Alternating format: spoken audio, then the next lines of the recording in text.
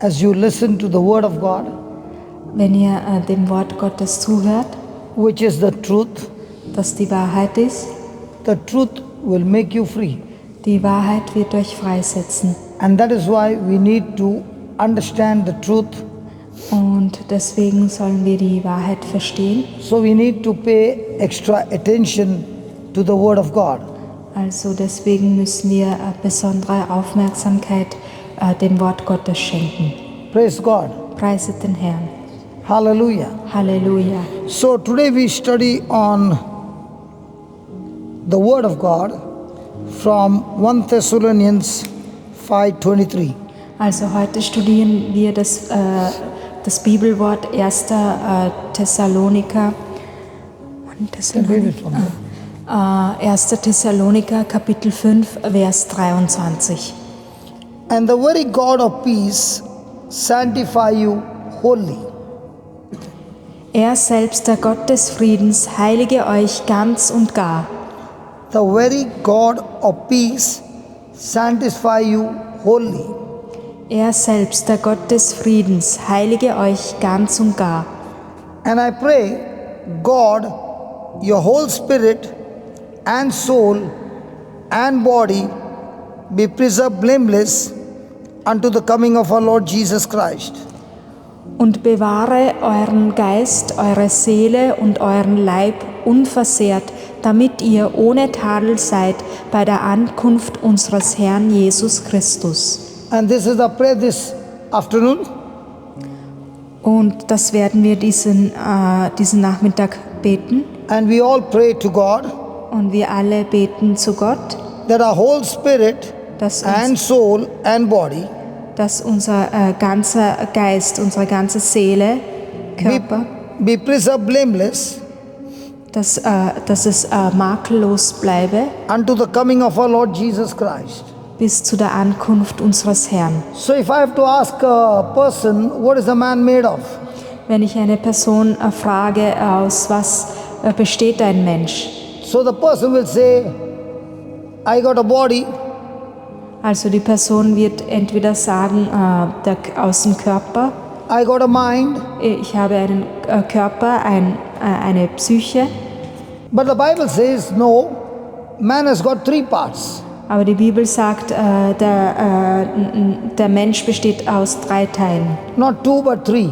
Nicht 2 Teile, aber 3 Teile. There's a spirit part, there's a spirit part, Also es gibt einen geistlichen Teil, there's a soul part, einen seelischen Teil and there's a body part.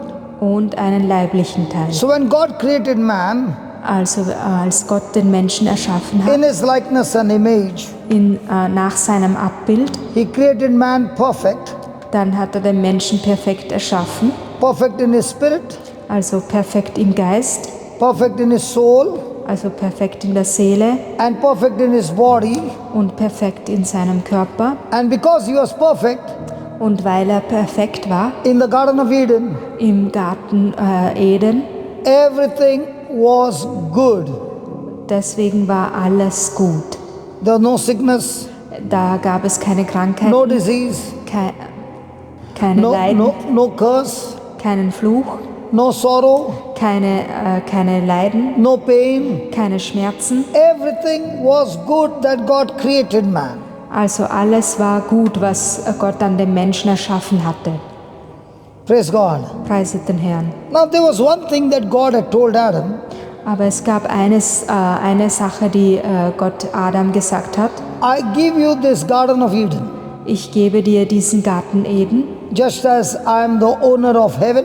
so wie ich der Besitzer des Himmels bin. In the same way, I hand over this Garden of Eden to you, Auf die gleiche Art übergebe ich dir diesen Garten Eden and you shall have authority and dominion over this Garden of Eden.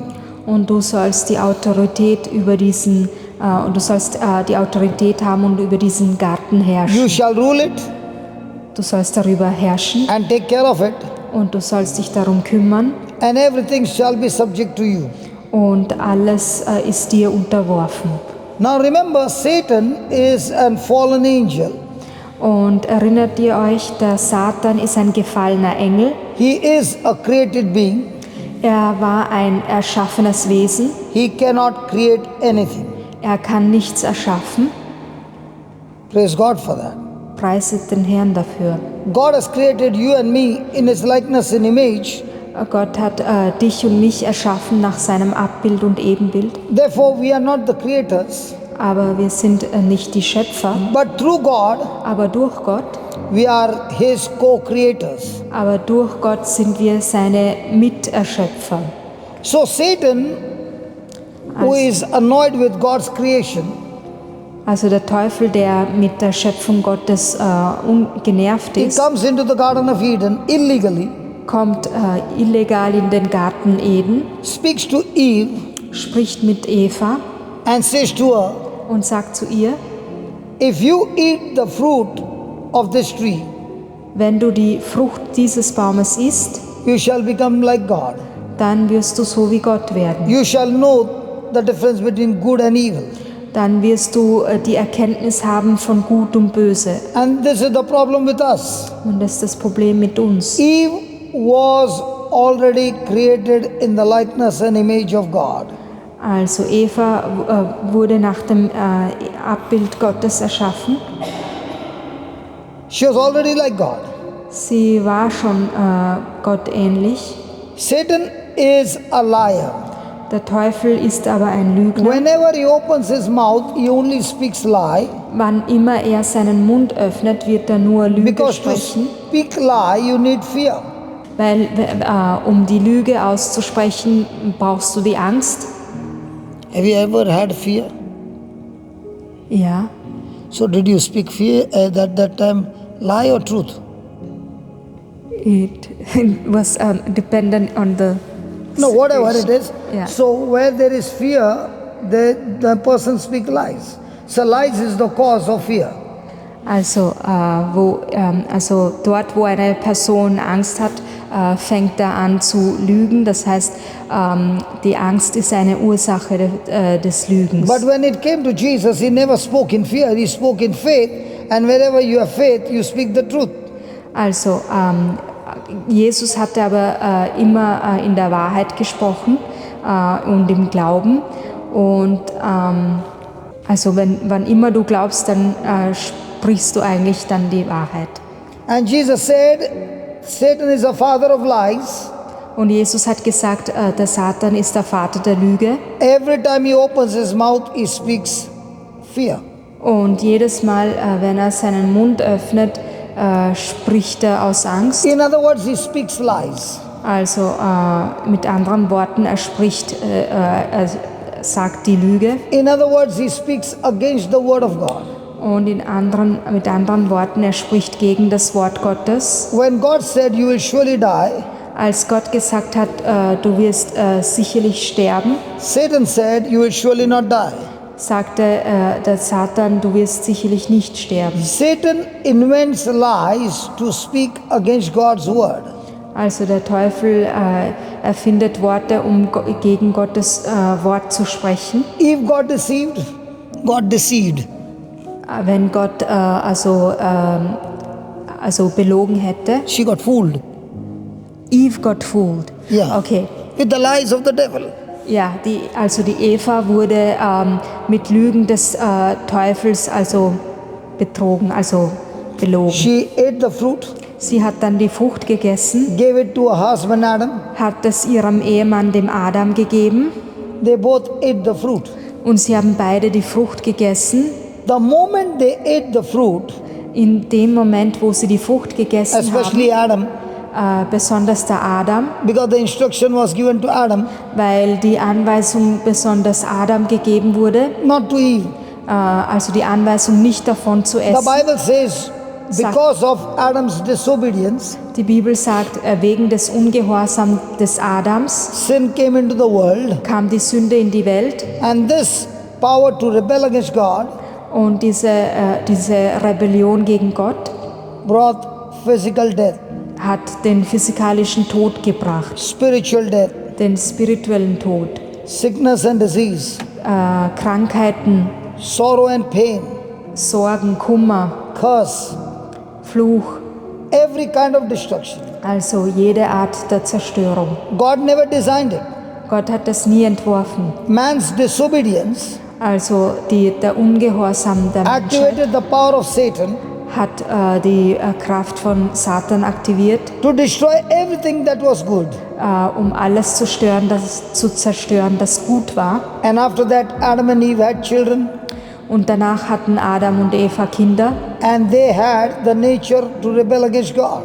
und die hatten die Natur, gegen Gott zu rebellieren. So the biggest blunder that took place in the Garden of Eden is Also das größte Vergehen, das im Garten Eden geschehen ist. Adam was in the likeness and image of God, Adam war im Abbild nach Gottes Bild erschaffen. God destroyed, and he became a rebel like Satan. Er wurde zerstört und er ist ein Rebell geworden wie der Satan. Jesus said God is a spirit. Jesus hat gesagt, Gott ist Geist. Man speaks to God or communicates to God in spirit. Und der Mensch kommuniziert mit Gott im Geist. So his spirit became dead. Und dann ist der Geist aber tot geworden. Now man began to discover his way to connect to God. Und der Mensch hat begonnen, seine Art zu entdecken, um mit Gott zu kommunizieren. That is how he began to invest his mind, Und so hat er begonnen, his five senses seine Gedanken, seine 5 Sinne to connect to God. dafür verwendet, um mit Gott in Verbindung zu kommen. And the first blunder you see in the Garden of Eden Und das erste Vergehen, das man im Garten von Eden sieht, like ist, always, God came in to communicate to Adam. da kam Gott, um mit Adam zu kommunizieren. He said, Adam, Adam. Und er sagte, Adam, Adam. And Adam said, I am afraid. Und dann sagte Adam, ich habe Angst. The word fear came for the first time in the Garden of Eden. Und das Wort Furcht ist zum ersten Mal im Garten Eden gefallen. And he said to God, I am naked. Und er sagte zu Gott, ich bin nackt. And God told him, Und Gott fragte ihn, who told you you are naked? wer hat dir gesagt, dass du nackt Did you bist? eat the fruit of the tree that I told you not to eat? Hast du etwa von der Frucht des Baumes gegessen, von der ich dir gesagt habe, dass du nicht davon essen sollst? So when they saw that they were naked, Als sie sahen, dass sie nackt waren, man discovered religion for the first time. als die Menschen entdeckt haben, dass sie nackt waren, haben sie zum ersten Mal Religion entdeckt. Religion means a man's invention to cover up his issues and believe that is right. Also Man's invention Man's invention. to create up things by which he feels is right, but it's not right. He has just covered it. Now the man is naked, right? Ja. So to cover his nakedness, he takes fig leaves and cover it up, and he says, "I'm all right." Ja. Yeah, that's religion. Oh, that's religion. Yeah, I'll explain. You just translate. You just translate. Okay. Also er sagt, der Adam hat ja seine Nacktheit mit Feigenblättern zugedeckt und es ist der Mensch, seine Erfindung ist die Religion, mit der er seine Nacktheit bedeckt. So man believed, I've covered my nakedness, I'm all right.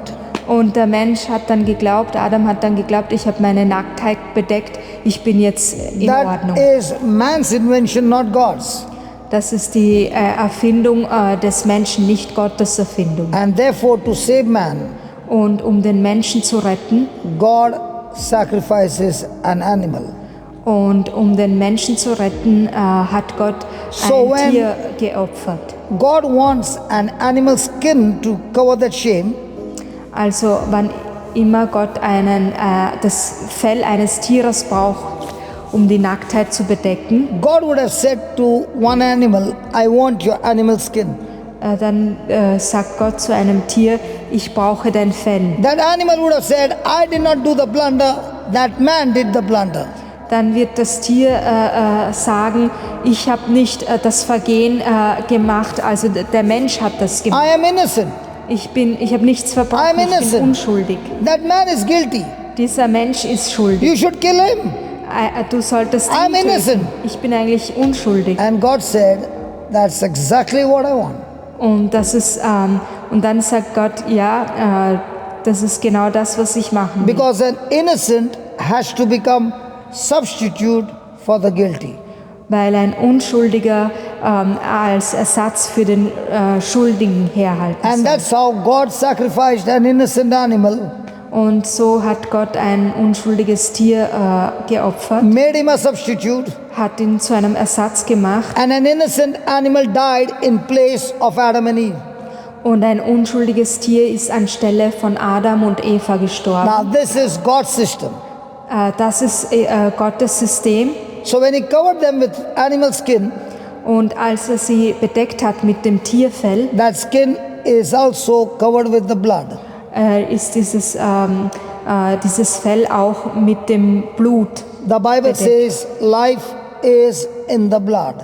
weil die Bibel sagt, Leben ist im Blut. So man was supposed to die physically, Also der Mensch war eigentlich dann dazu gedacht, dass er God körperlich saved stirbt. that man by sacrificing innocent animal as a substitute for man.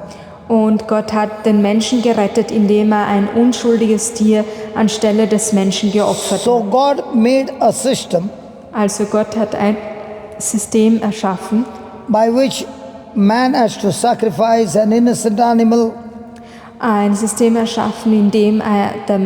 in dem der Mensch as a substitute for his life. ein unschuldiges Tier opfert für sein Even Leben. though the skin covered him, Obwohl das Fell ihn eingehüllt hat, the skin could not cover his guiltiness or shame.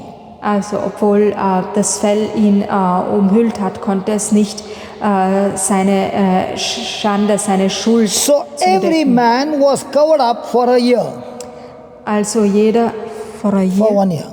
Also jeder Mensch wurde eingehüllt für ein Jahr. And that's why the high priest would offer a sacrifice for the whole nation of Israel for 1 year.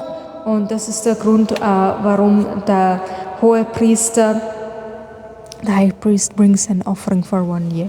Und deswegen hat der hohe Priester ein Opfer dargebracht für So ein Jahr. every year animals after animals and animals and animals was sacrificed for human beings. Also jedes Jahr wurde dann immer ein Tier als Opfer dargebracht für die Menschen. They would only cover up, Sie werden das nur bedecken. but sin still had power. Aber die Sünde hatte trotzdem noch Man eine was Macht. still spiritually dead. Und der Mensch war immer noch geistlich And that is spirituell why tot. Und he das had ist to der send Grund, another man named Jesus without a sperm of a man.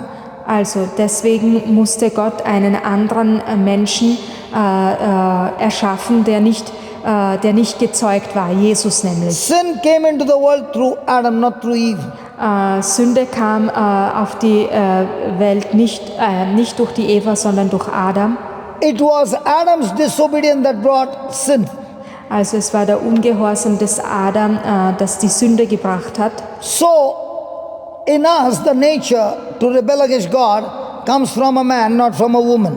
Also in uns die Natur zu rebellieren kommt von einem Mann, nicht von einer Frau. So God needs one more man Also hat Gott nochmals einen Mann to gebraucht, take our place, um unseren Platz to einzunehmen, become our substitute, zum Ersatz für uns to zu become werden, our representative. um uns zu repräsentieren. And that is why God sends his son Jesus. Und das ist der Grund, warum Gott seinen Sohn Jesus geschickt hat. Every one of us are born on earth Also jeder einzelne von uns, der auf der Erde with geboren an earthly wurde, father, sperm. der durch einen menschlichen Vater So the entstanden ist. nature to disobey God is in that sperm. Also die Natur, Gott gegenüber rebellisch zu sein, kommt durch diese Abfolge. But when it comes to Mother Mary, Aber wenn es zur Mutter Gottes kommt, the angel Gabriel came and gave the word. da kam der Engel Gabriel zur Mutter Gottes und hat ihr das Wort Gottes And gegeben. remember, the word is a spiritual thing. Und erinnert euch, das Wort ist ein geistliches, ein spirituelles. It is a thing. Es ist ein Like spirituelles Ding. this bench is a thing. Es ist ein Ding, This so mic is a thing. wie diese Sitzbank, wie dieses All that you Mikrofon. see are things. Alle Sachen, die du siehst, sind Dinge. But word is a spiritual thing Aber das Wort ist ein spirituelles Ding, that has power to become physical thing. das die Kraft hat, ein physikalisches Ding zu werden. So the angel Gabriel came with the word from heaven. Also kam der Engel Gabriel mit einem Wort vom Himmel. Bringing spiritual thing to Mother Mary. Er hat ein spirituelles Ding der Mutter Gottes gebracht. And now began to tell her Und dann hat er ihr gesagt, that it is God's desire to bring his son into this earth. und dann hat er ihr gesagt, dass es Gottes Wille ist, Wunsch ist, einen Sohn auf diese Erde zu bringen. The only way a spirit being can come to this planet earth is should have a body. Und die einzige Art und Weise, wie ein spirituelles Ding auf diese Erde kommen kann, ist, es muss einen Körper haben. God is a spirit. Gott ist ist Geist. He doesn't have the body. Er hat nicht den Körper. And the only person who can give a spirit a body is a woman who has got a womb in which the body is created. Und die einzige Person, die eben den Menschen auf die Welt bringen kann, ist eine Frau, weil sie einen Leib und eine Gebärmutter hat. So God, who is the creator, Also Gott ist der Schöpfer. he is a spirit being, Er ist ein spirituelles Wesen, but he doesn't have a physical body. aber er hat keinen physikalischen Körper. To get a physical body, Um einen physikalischen Körper zu bekommen, he needs a woman braucht er eine Frau. who is willing to say yes to him. Braucht er eine Frau, die bereit ist, zu ihm Ja zu sagen. And when the angel begins to explain to Mother Mary Und als der Engel begonnen hat, das der Mutter Gottes zu erklären, that the child in your womb dass das Kind in deinem Leib, is going to be holy, dass das Kind in deinem Leib heilig sein wird. he shall live forever, Er wird in his Ewigkeit kingdom leben. shall never end. Sein Königreich wird nie enden. He is the Son of God. Er ist der Sohn Gottes. So she tells him, Also hat sie ihm gesagt, how is it possible I do not have any relationship with a man? und sie hat ihm gefragt, wie soll das sein, denn ich habe keine Beziehung zu einem Mann. And the angel Gabriel tells her, Und Engel Gabriel sagt ihr, the Spirit of the Most High God der Geist des Allerhöchsten shall overshadow you. wird dich überschatten. And that holy thing, Und dieses heilige Ding, let's go to Luke chapter 1, Lukas Kapitel 1, 35. 35. And the angel answered and said unto her, the Holy Ghost shall come upon you, and the power of the highest shall overshadow you. Therefore also that holy thing, I don't know what's translated over here, that holy word thing, which shall be born of you, shall be called the Son of God. Der Engel antwortete ihr, Heiliger Geist wird über dich kommen und Kraft des Höchsten wird dich überschatten. Deshalb wird auch das Kind heilig und Sohn Gottes genannt werden. What is it saying? Holy thing or holy word? It is saying the power of the Most High will come over you. And- This is why the child will be holy. So it's and will not be- giving anything about therefore also that holy thing which shall be born of you. So the word that the angel gave is the holy thing that became flesh. Also der Engel hat, also in der englischen Übersetzung sagen sie, das heilige Ding, das geboren wird, wird der Sohn Gottes sein. Also hier, wir haben die Kraft des Höchsten, wird dich How überschatten. do you say in Germany? I will say, come here, I want to tell you something. Thing. How will you say in German? Ding. Komm hier, ich will dir was sagen. Ja. I'll see that you don't tell anybody anything.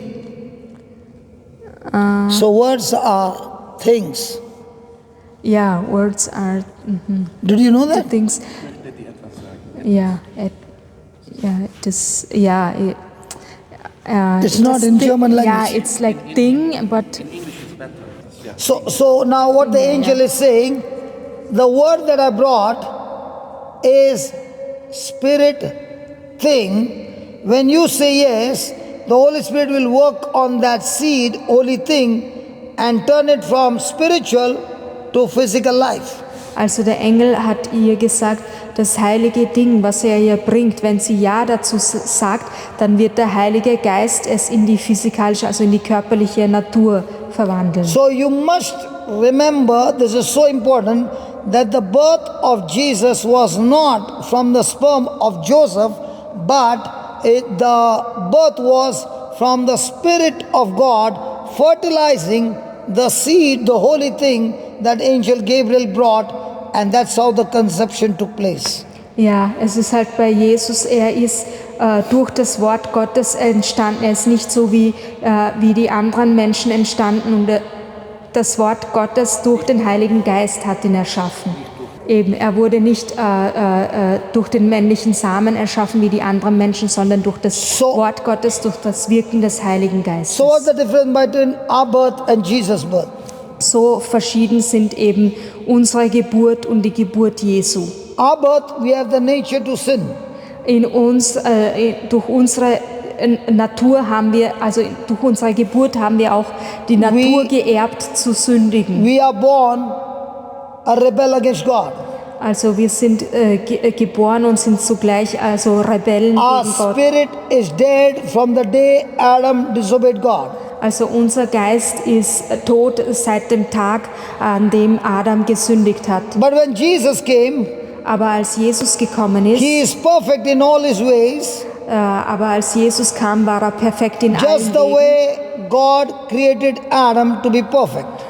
Genauso auf die Art und Weise, wie er eigentlich den Adam erschaffen hat, um perfekt zu Jesus sein. has to come as man, not as God.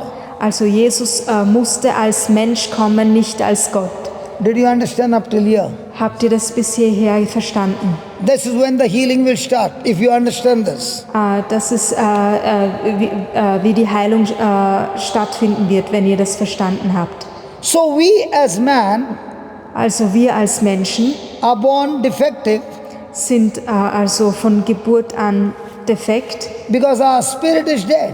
weil unser Geist tot ist.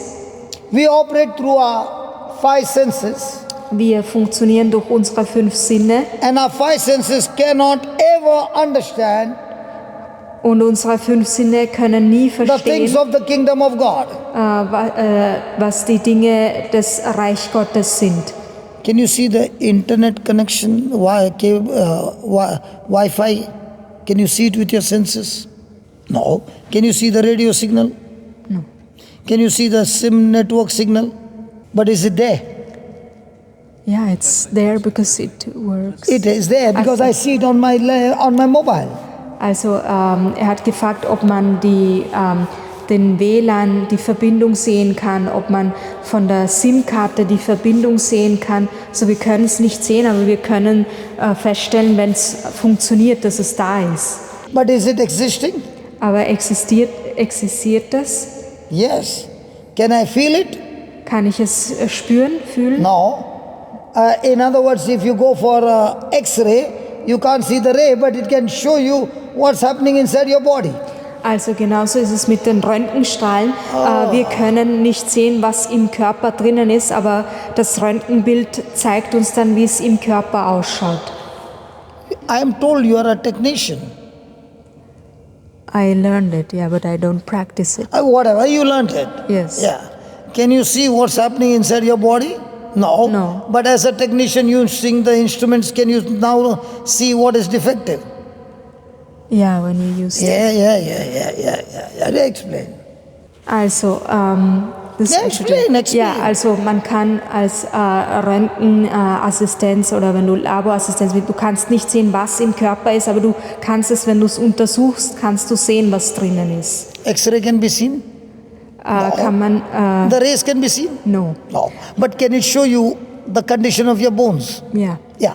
Yeah, explain. Also es ist genauso wie beim Röntgen, also man kann ja nicht von außen die Knochen sehen, aber wenn man das Röntgenbild hernimmt, dann kann man die Knochen alle sehen. So are they really there? Also sind sie wirklich da? Are they existing? Existieren sie dann? But can you see with your senses? Aber könnt ihr es mit euren Sinnen sehen? So man from the high level has fallen into such a low level because of sin.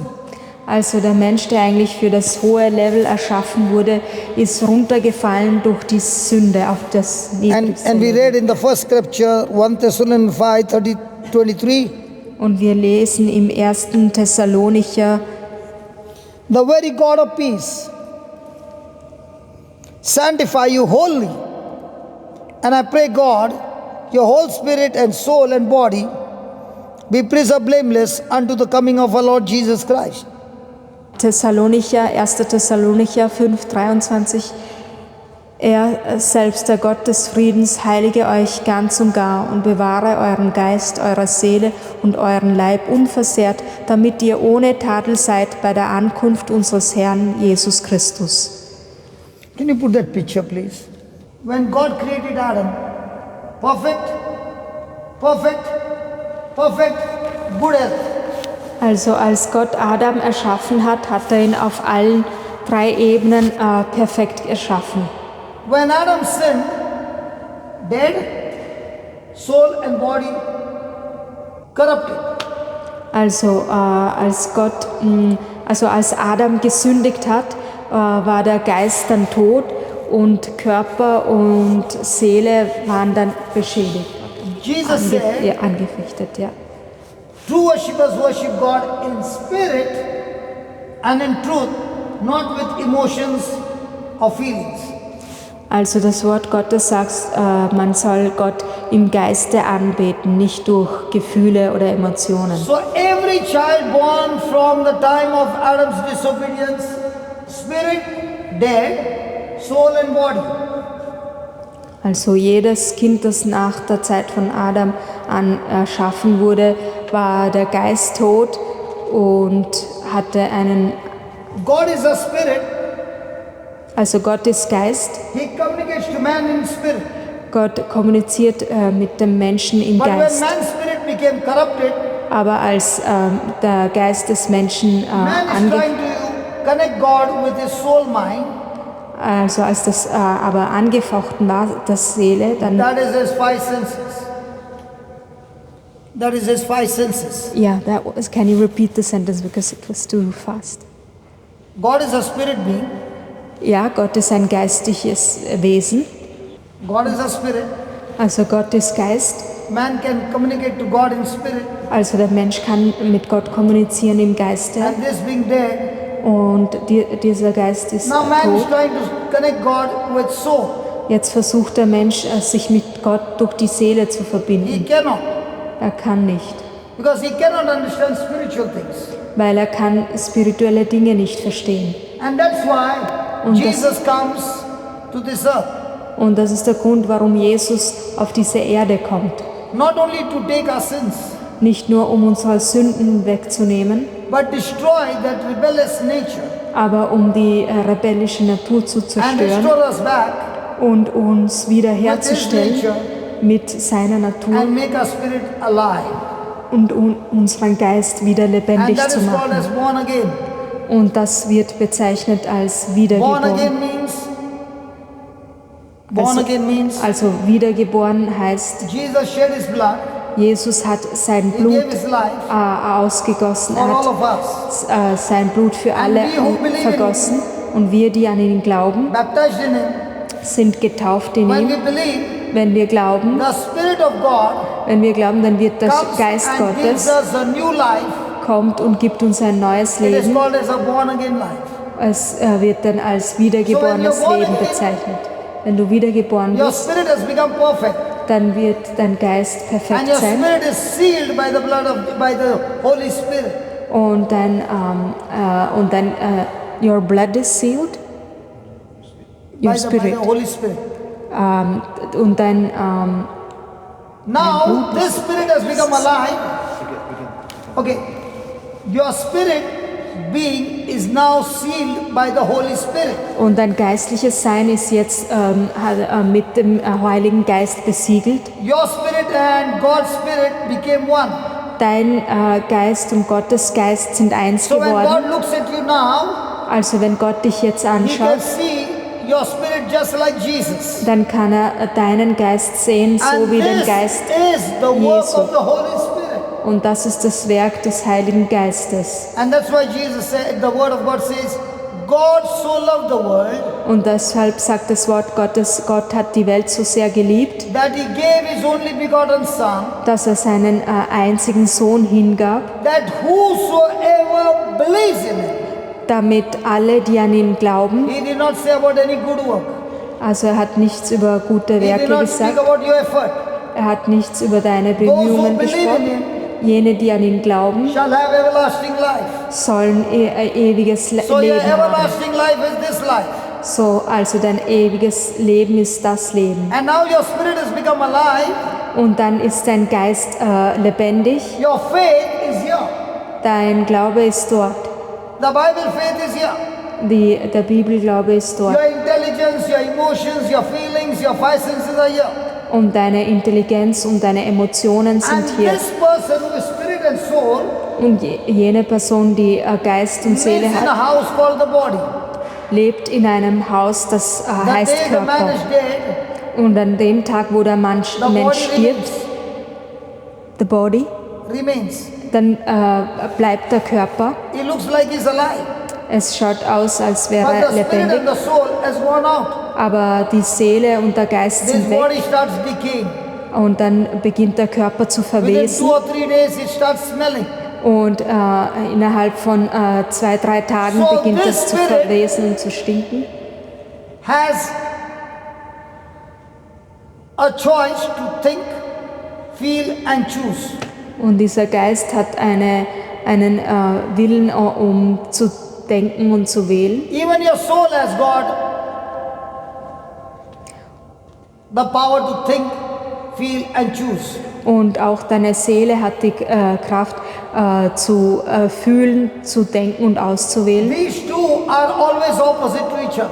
Und diese zwei sind immer gegensätzlich. This one believes in things seen.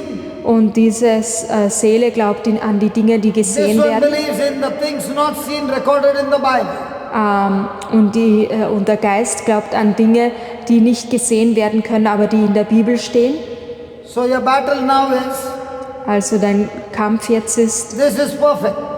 das ist perfekt. But in the world, I've learned so many things of the world system Aber in der Welt habe ich so viele Systeme der Welt kennengelernt, that opposes the word of God. das geht gegen das Wort Gottes.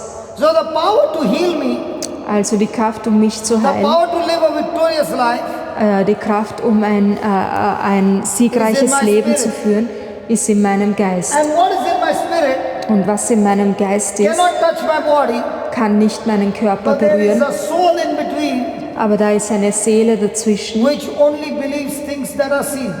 eine Seele dazwischen, die nur an die Dinge glaubt, die man sehen So kann. my journey begins now.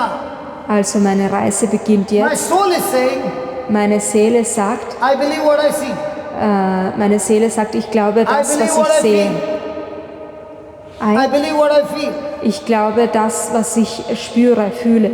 Holy Spirit who is connected to my spirit Der Heilige Geist, der mit is meinem Geist now verbunden teaching ist, me lehrt mich jetzt, to understand the word of God, lehrt mich jetzt das Wort Gottes zu verstehen, which always speaks about things not seen. was immer über die Dinge spricht, die nicht gesehen werden. Now the battle begins. Jetzt beginnt der Krieg. Will I believe Werde ich glauben? the symptoms in my body, Werde ich den Symptomen in meinem Körper glauben? or will I believe what God says? Oder werde ich das glauben, was Gott sagt? The moment the person starts believing that the body, what the word of God says, Und in dem Moment, wenn der Mensch das glaubt, was das Wort Gottes sagt, now his teaching is mind, dann his teaching is, mind also ist seine Lehre in meinen to be Gedanken, renewed um mich zu erneuern, to agree with the Spirit. damit ich mit dem Heiligen Geist übereinstimme. Whoever the person is, Wer immer auch die Person ist, when a spirit mind wenn der Heilige Geist kommt, and the soul mind also und die Seele, become one, wenn das beides eins wird, he is living the supernatural life. dann lebt er das übernatürliche Leben. We all have two minds. Wir haben beide zwei Gedanken. Might be you are wondering what is he talking. Go to James chapter 1, verse number 5. Also heute werden wir viele Heilungen sehen, Because the power to heal you of any sickness is in your spirit.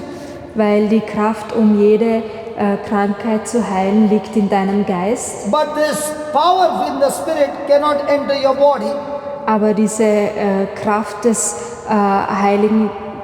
die Kraft des Geistes kann nicht in deinen Körper kommen, unless your mind is renewed. wenn deine Gedanken nicht erneuert worden sind. Okay, let's go to verse number 5. Also Jakobus 1, If Kapitel, any Vers of you 5. lack wisdom, Fehlt es aber einem von euch an let Weisheit, him ask of God, dann soll er sie von Gott who gives erbitten. to all men Gott wird sie ihm geben, liberally denn er gibt allen and gern upbraideth it not, und macht niemanden einem Vorwurf. and it shall be given to him. Und es soll ihm gegeben werden. Let him ask in faith.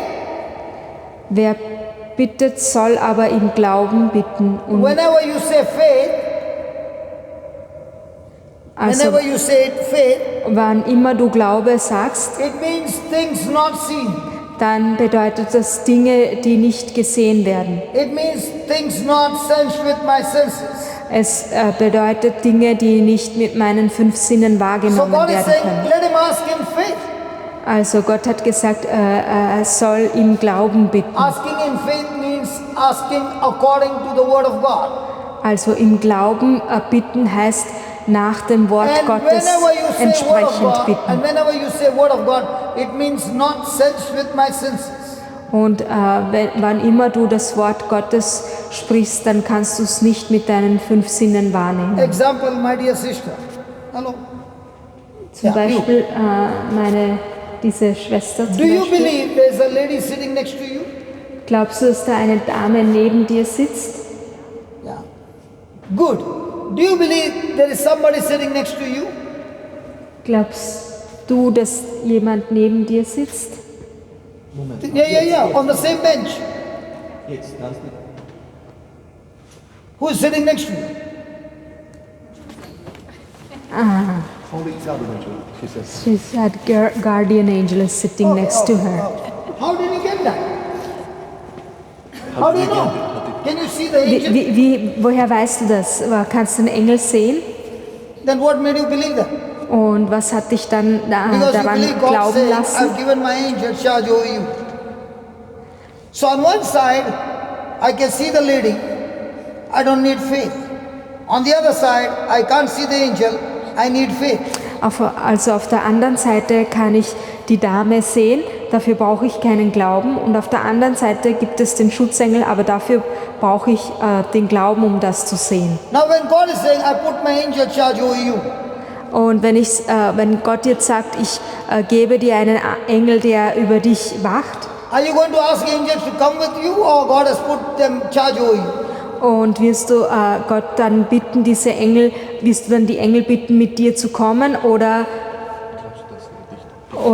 glaubst du, dass er dir diese Engel gegeben hat? What is she saying? She believes that the angels were given by God. Yeah, praise God. Are they working with you? Arbeiten die Engel mit dir? Yeah. So are you anytime insecure? Also wirst du dich dann jemals unsicher fühlen? What is she saying? She said sometimes she will Because when you are feel sometimes insecure, your attention is not on the angels, what God has said, your attention is on the things around you. Ja, und er sagt, wenn du manchmal unsicher bist, das hat damit zu tun, dass dein Fokus nicht am Wort So look Gottes over here, liegt, what it sondern says. um die Dinge, die For um dich herum sind. let him ask in faith, nothing wavering. For he that wavers is like a wave of the sea, driven with the wind and tossed. Wer bittet, soll aber im Glauben bitten und nicht zweifeln, denn wer zweifelt, gleicht einer Meereswoge, die vom Wind hin und her getrieben wird. Do you ever see in your country? Habt ihr die Meereswoge jemals hier gesehen? Have you been to a sea? Wart ihr schon irgendwann mal an einem Oh, Meer? thank God you have been to the sea. Oh, praise God. Is it Dann the seht waves ihr are coming, die the waves are Wellen. going, the waves are coming, the waves are going. In the same way in your mind, the angels are there, not there, they don't there, they not there. The Und fight is going on. auf dieselbe Art und Weise, wie diese Meereswelle sich hebt und senkt, so geht es in deinem Kopf. Die Engel sind eigentlich da, die Engel sind nicht da, die Engel sind da, sind nicht da. Why is it So ein happening? Kampf tobt in dir. Warum passiert das Your jetzt? spirit is saying, God has given his angels. Dein Geist sagt dir, Gott hat dir die Engel geschenkt. Your soul is communicating, your senses are communicating to the soul and saying, I can't see them. Und deine Seele und deine Sinne kommunizieren mit dir und sagen dir, ich kann den Engel nicht sehen. I can see my trouble. Ich kann meine Probleme sehen. I can't see the angels. Ich kann die Engel nicht sehen. Waves in, waves out. Waves Also in, waves die out. Wellen gehen hinauf und hinunter, hinauf und hinunter. And look at the 7th verse. Und dann schauen wir auf den 7. Vers. Now she's not an angel. Then you will say, I can see an angel. No, she's not an angel. You translate that. Also jetzt kannst du sie sehen, aber sie ist nicht ein Engel. Whatever you see Was immer du siehst, is physical. ist physikalisch. For let not that man think he shall receive anything of the Lord. Ein solcher Mensch bildet sich nicht ein, dass er vom Herrn etwas erhalten wird. Spirit mind is saying, which is called the mind of Christ, is saying, God said, I'm healed. Also der Geist Gottes sagt, also ich bin geheilt. Soul mind is saying, I got symptoms. Und die Seele sagt aber, ich habe aber Symptome, I got reports. ich habe Befunde, I got pain. ich habe Schmerzen, I got stomach problem. ich habe Bauchweh, I don't have the money. ich habe das Geld nicht. So many communication to my soul mind. Also so viel wird mit meiner Seele So there is kommuniziert. a spirit Also es gibt einen Geist and there is a mind und es gibt eine and there is a war going on. und es gibt immer einen Krieg zwischen the Seele spirit und Geist. is the power of God. In the In the spirit Spirit, is the power of God called faith. also im Geist ist die Kraft Gottes, die Glauben heißt. And in the mind is all my intelligence that I learned from the world. Und in meinen Gedanken ist all die Intelligenz, was ich von der Welt And gelernt they habe. oppose each other. Und die kämpfen einen Kampf They are gegeneinander. enemies to each other. Ja, sie sind verfeindet And miteinander.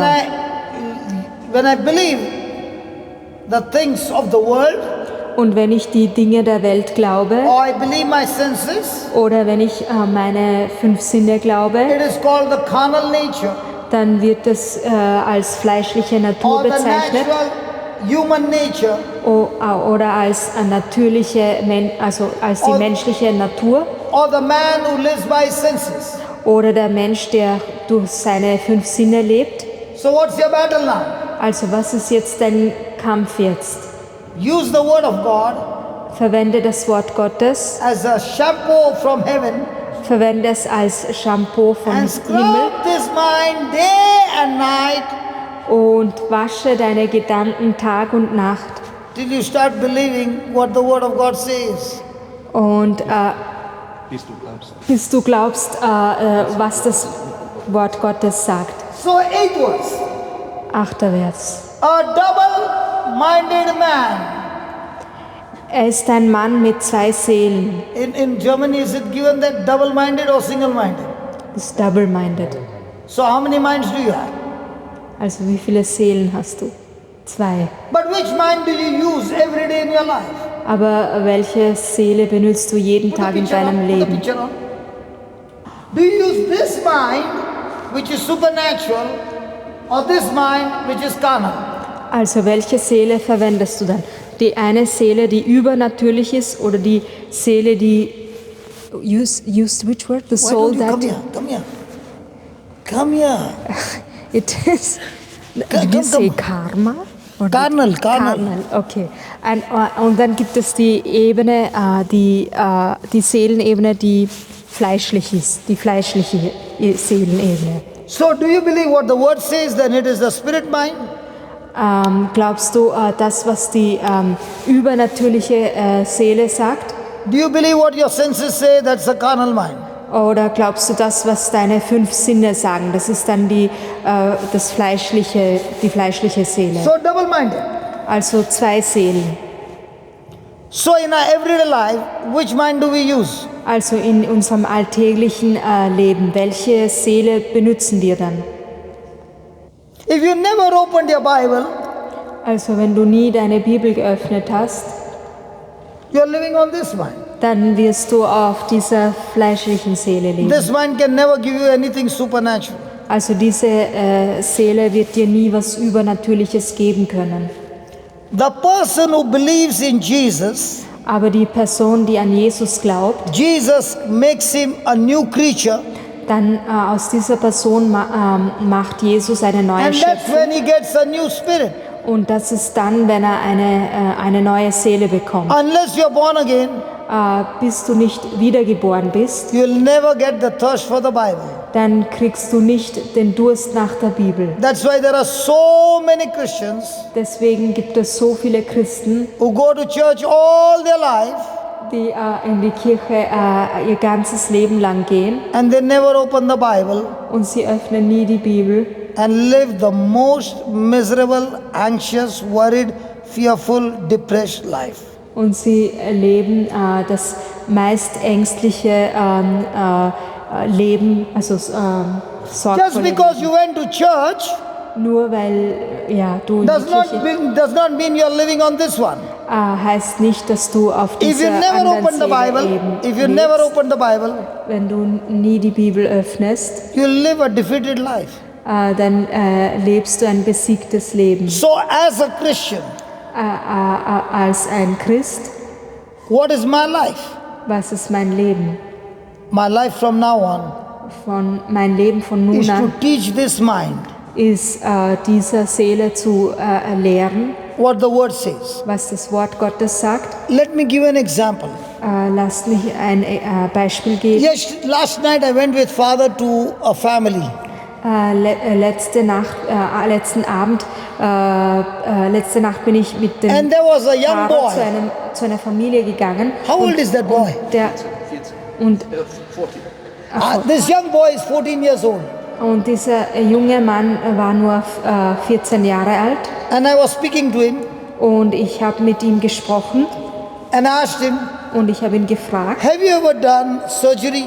hast du jemals eine Operation gemacht? He loves games, Er liebte Computerspiele, but because of the Lenten season, aber wegen der Fastenzeit he has given up the games for 40 days. hat er die Spiele aufgegeben für 40 And after 40 Tage days, he's going to play the games again. und nach 40 Tagen will er die Spiele wieder spielen. Do you call that fasting?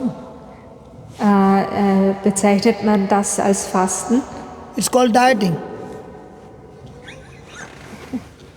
Because after 40 days, anyway, you're going to start. So you are only dieting for 40 days. Aber das kann man nur als Diät bezeichnen, weil nach 40 Tagen beginnst du wieder damit. If it is fasting, it's forever.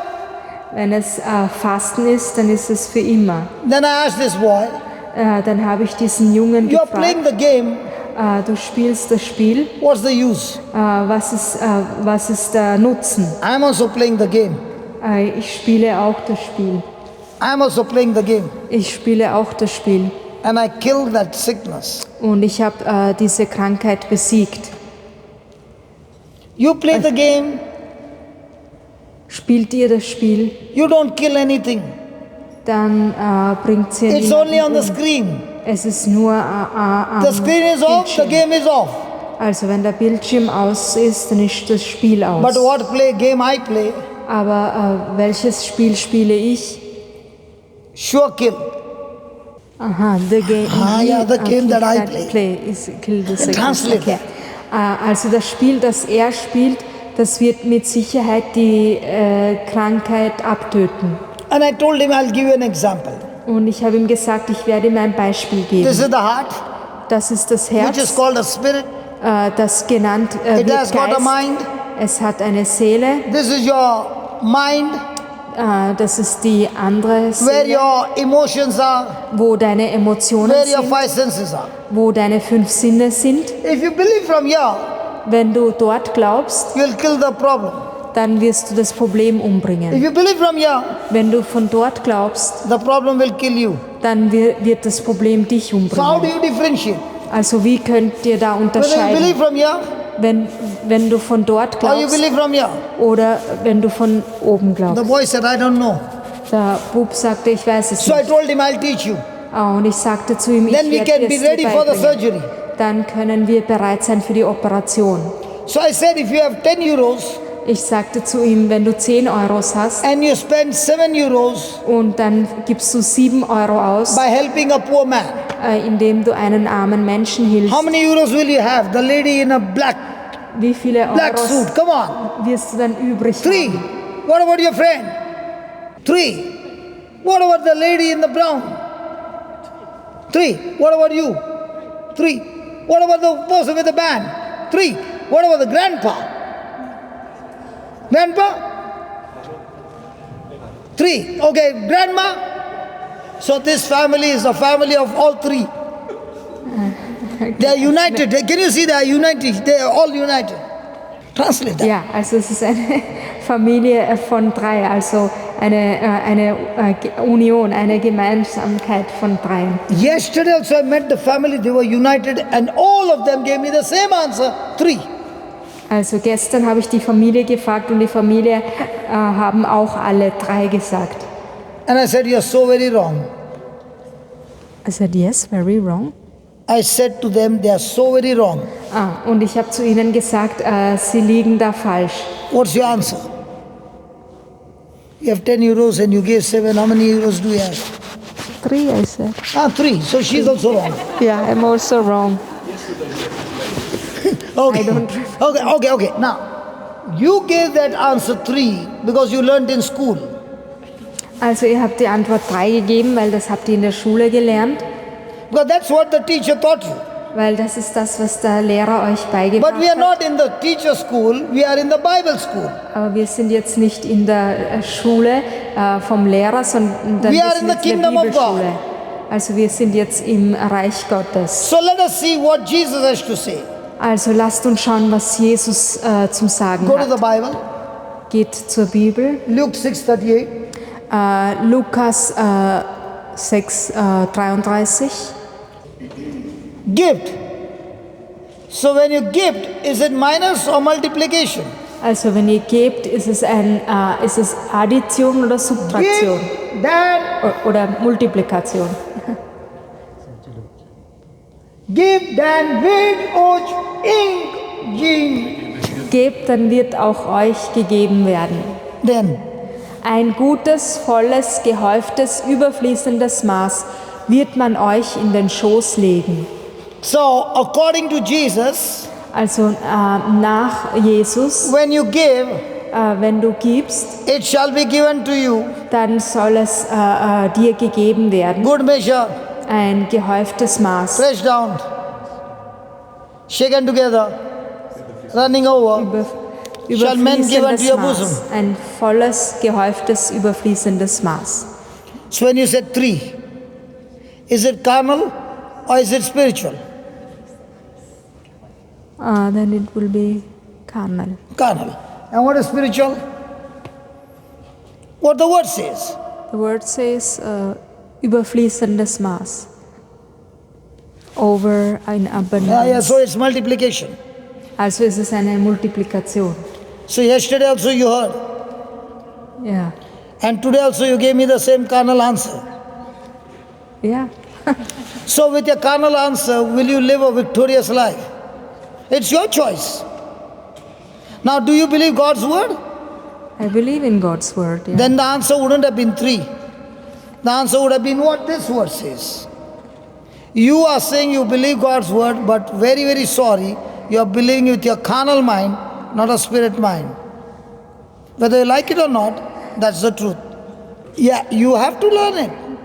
And that's why there are people who for years and years and years praying with a carnal mind and never receiving the healing, because the system is believe in your heart. Also er sagt, dass es eben, dass es über den... Difficult to translate. Yeah, because it is another mindset. You said another mindset, but that mindset that you are believing, is it spirit mindset or carnal mindset? I'll show you something that will blow up that mindset forever. Just translate this. Translate Also er will uns jetzt was zeigen, was quasi das System, also er will jetzt mir was zeigen, was mein System komplett ändern will. And that is the biggest battle in a Christian life. Und das ist der größte Kampf in einem christlichen I Leben. call myself a Christian, but I live my life based on my senses. Also er redet von Christen, die sich Christen nennen, aber nach ihren Sinnen leben. Just give me 2 Corinthians 5:7. Let's ask her now. Denn als Glaubende gehen wir unseren On the Weg. mic, on the mic, come on. Denn als Glaubende gehen wir unseren Weg, nicht als Schauende. So do I live by faith or by sight? Yeah, I mean, it is like, how should I say? It's difficult for me to believe, like, if I believe this is going to happen, like, it would mean, like, if I believe nothing is going to prompt me ever in my life, this would He mean... never said that. He never said that. But He said, either you are believing with your carnal mind or you are believing with your spiritual mind. He never said there will be no problem. But in this system, like if you only say, I have faith, but if you fall into promptings, you still need the forgiveness of God. This is what is missing in the system, which you are trying to explain. No, there is no missing of forgiveness of God. If There I don't is. believe He is not forgiven me of 10,000 talent, which Jesus said, where am I forgiving? Where am I forgetting that there is no forgiveness of God? I'm just asking you, is He saying you believe by faith or you believe by sight? Yeah, but I see, if I have faith, and if... But now, first thing, when you say I have faith, are you believing on the scripture or are you believing on your emotions faith? I say, if I see, my faith is if I believe in God, if I have faith that I also, it doesn't mean that I have to be... Okay, because let's take an example. You have faith. I'll call somebody. You use your faith to heal somebody, and I'm going to call somebody who has never prayed and explain to him, and that person will heal. But Yesterday what happened was, listen. Last night what happened was, just translate this. That boy is 14 years old. Ja, also gestern war er bei einem 14-Jährigen. He doesn't know the scriptures. Er kennt die Schrift nicht. Neither the wife knows the scriptures. Nor the Wife, the mother. Also, die Mutter von dem Jungen Neither kennt the auch father nicht knows die the Schrift. scriptures. Und der Vater kennt auch nicht die Schrift. And she was operated in her leg some years back. Und sie wurde an den Beinen operiert, The surgery Jahre was zurück. not successful. Und die Operation war She nicht can't bend her erfolgreich. knees. Und sie kann ihre She Knie can't, nicht mehr she can't abbeugen. stand on her toes. Und sie kann nicht mehr auf ihren Zehen She stehen. can't bend her toes. Und sie kann ihre Zehen nicht mehr abbiegen. And I asked the boy, Und ich habe den Jungen gefragt, which one are you ready to believe? wen bist du bereit zu glauben? 3? 10 minus 7 is 3. Aber was glaubst du dann, 10 minus 7 ist 3? Or are you willing to believe 10 minus 7 is 700? Oder bist du bereit zu glauben, 10, what? 10 minus 7 is 700. When you 10 give, it shall be minus- multiplied. 10 minus 7 ist 700. So he said, I'm willing to believe 10 minus 7 is 700. Dann sagt er, ich bin bereit, 10 minus 7 ist 700 zu glauben. So I asked him, now let's start speaking the scriptures. Und dann habe ich gesagt, na, dann beginnen wir, der Schrift zu lesen. We started speaking the scriptures. Und dann haben wir die Schrift gelesen. I asked the boy, do you believe what you said? I asked the boy, do you believe what you said? Und dann habe ich den Jungen gefragt, glaubst du, was ich sage? He said, I believe because the word of God says. Und er sagte, ich glaube, weil das Wort Gottes sagt. There was no manifestation. Und, was? There were no signs and wonders. Und da waren keine Wunder und Zeichen. We kept on talking.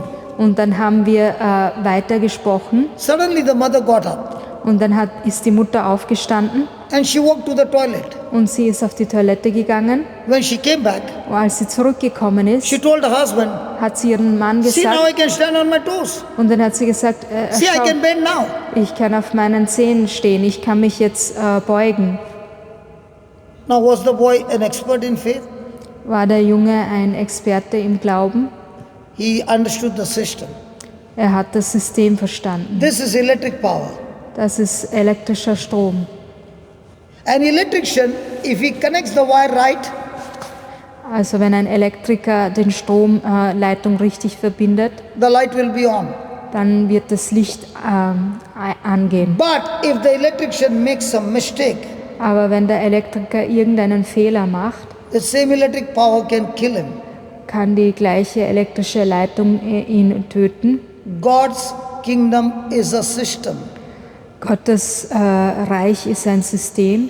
When we learn the system Wenn wir das System lernen and we learn to connect it right, und wenn wir lernen, es richtig zu verbinden, then you know and you know and you know the power has to manifest.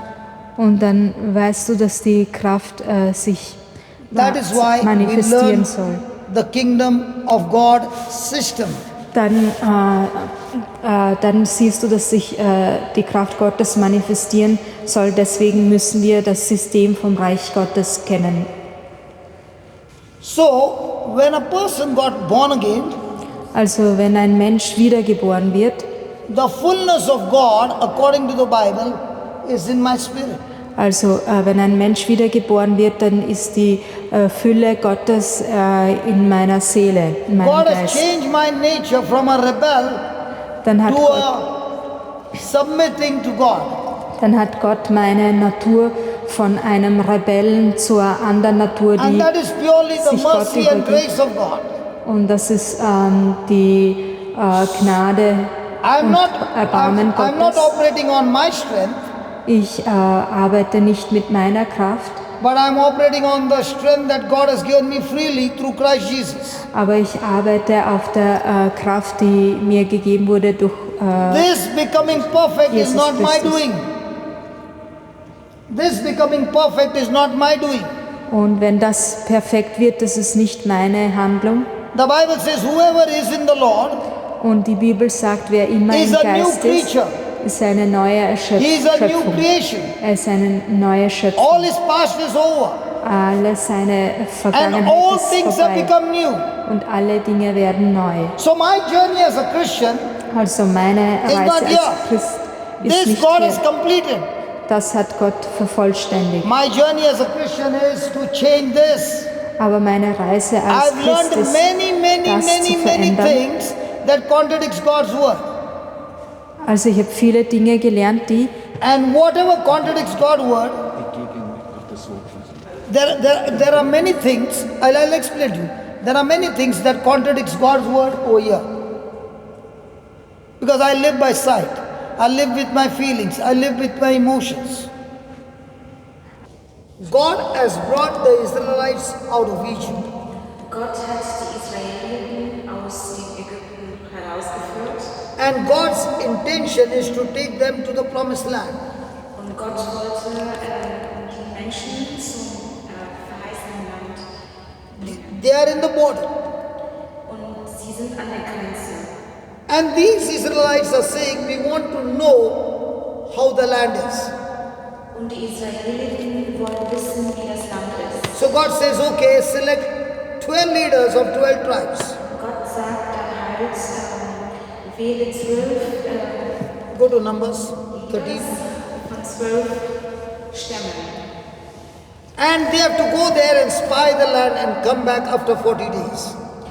Wie heißen die das auf Deutsch? Führer. Führer, ja. Und diese Führer müssen Numbers is Moses 4. Diese Führer müssen zum verheißenen Land Verse gehen number 25. und erkunden, wie das Land ist. 13. 23. 23. Now there are so many people whose lives are like this. Es gibt viele Menschen, deren Leben genau so ist.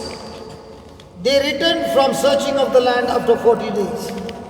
Die sind also die You read Führer, from here. You read from here. von dort kamen sie in das Raubental. Dort schnitten sie eine Weinranke mit Hey, 25. Then they brought back word. Fahrer nach Kadesh. Sie berichteten ihnen Now, is it saying they brought back word unto them in your Bible? Okay, read. Sie berichteten ihnen in der ganzen Gemeinde und zeigten ihnen die Früchte des Landes. Sie erzählten Mose, wir kamen in das Land, in das du uns geschickt hast. Es ist wirklich ein Land, in dem Milch und Honig fließt. Now, is it saying they brought back word?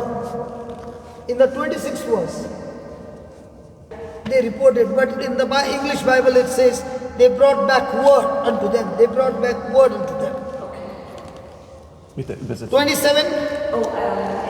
Im Englischen Übersetzung heißt das, anstatt sie berichten, sie haben das Wort gebracht. And they told him and said, we went unto the land where you sent us, and surely it flows with milk and honey, and this is the fruit of it. Ja, also dass das verheißene Land mit Milch und Honig fließt und hier sind die Früchte. Now look at here, the word, but, B-U-T, but. Aber. What is but? Das Wort aber. What is but? B-U-T, but. Huh? Abba. Aber. Okay, when does a person use the word but? Wann nutzt eine Person das Wort aber? When there is disagreement. Wenn eine Person nicht zustimmt. When they saw the fruit, Wenn sie das Frucht, they were rejoicing. die haben, They were saying the land is flowing with milk and honey. sie haben gesagt, Hey, das just Land give the mic, mit they Milch don't come. und Honig fließt. The mic. I never knew I can do the dressing also. Makeup. I'm a makeup man. Praise God. Hallelujah. So the land flowing with milk and honey.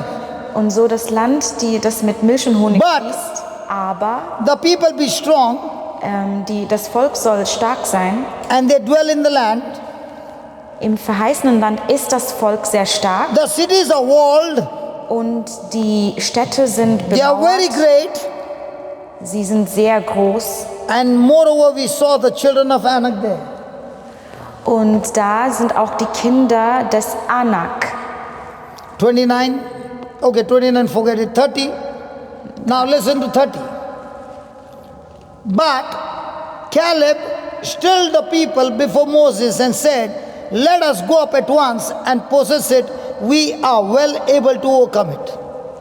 Also, Kaleb besänftigte das Volk, das über Mose aufgebracht war, und sagte, wir werden hinaufziehen und das Land in Besitz nehmen. Wir können es bezwingen. Caleb said, let us go up at once. Und Kaleb sagte, lass uns sofort gehen. Let us go and possess it. Lass uns das Land besetzen. We are able to overcome it. Wir können es übernehmen. This is what Caleb said. Kaleb sagt das. 31. 31. But the men that went up with him said, Die Männer aber, die mit ihm hinaufgezogen waren, sagten, we be not able to go up against the people. nein, wir können nicht von dem Volk hinaufziehen. For they are stronger than we. weil sie sind stärker als wir. So out of the 12, Aus den 12, 2 said, we'll go up right now and take over the land. 2 haben gesagt, wir gehen sofort und übernehmen das We Land. can take over the land. Wir können es tun. We can possess it. Wir können es in Besitz nehmen. But the 10 said, Aber die anderen 10 gesagt haben, we be not able to go up against the people. wir können es doch nicht bezwingen, das Volk dort, For they are stronger than we. weil sie stärker sind als wir. Now look at the 32nd verse. Everybody. 32. Vers jetzt alle, bitte. Just translate mine and then you see whether it's there. And just look at it. And they brought up an evil report of the land. What does your Bible say? Here it says that they spread a gossip over the land. But the Bible doesn't say gossip. It says they brought Gerücht. an evil report. Gerücht heißt doch ein... That is your German Bible says. English Bible says they brought an evil report. Also Gerücht heißt, Gerücht means false report. False is very, very mild. Evil report. Okay. Demonic report. Here it doesn't say that. Okay. Now what's a demonic report? What's an evil report? Was ist ein dämonischer Bericht? Did the 12 people see the same thing? Haben die 12 Leute das Gleiche gesehen? Did they see the same thing? Haben sie das Gleiche gesehen? But when they spoke, did they speak the same thing? Aber wenn sie gesprochen haben, haben sie auch das Gleiche gesprochen? So the next time you speak something, what you see, is it an evil report? Beim nächsten Mal, wenn ihr was sagt, ist das ein Lindsay, böses if Bericht. you speak what you see, is it an evil report? Er fragt sie, wenn sie spricht, was sie sieht, ist das ein böses Bericht? No. Nein. But why does God say they brought up an evil report? Aber warum sagt dann Gott, dass sie ein böses bzw. ein dämonisches Bericht? Why is God calling Gebracht this report haben. an evil report? Warum sagt er, dass es ein böses Because this Bericht report ist? not only messed up their life, they messed up the Israelites for the next 40 years. Weil dieses Bericht nicht nur deren Leben They spoke in what they could see. Chaos gebracht haben, sondern von den ganzen Menschen, die nicht mehr im verheißenen Land für 40 Jahren gehen konnten. Their words destroyed their future. Ihre Wörter haben ihre Zukunft Those zerstört. 10 people not only destroyed their future, Diese 10 Leute haben nicht nur ihre eigene Zukunft zerstört, they destroyed the future of the whole Israelites for 40 years. sie haben die Zukunft der ganzen Israeliten für 40 Jahre zerstört. So what was the evil report? So, was war das böse Bericht? Is it evil to speak what you see? Ist es böse, zu sprechen, was ihr seht? No. Nein. Then what was evil? Dann was ist böse? They said we can't take over the land. Sie sagen, dass wir das Land nicht in Besitz nehmen können. And God said, I've given you this land. Aber Gott sagte, ich habe dieses Land euch gegeben. Caleb said we can go and take over the land right now. Kaleb hatte gesagt, dass wir sofort das Land übernehmen He können. was a giant killer by faith.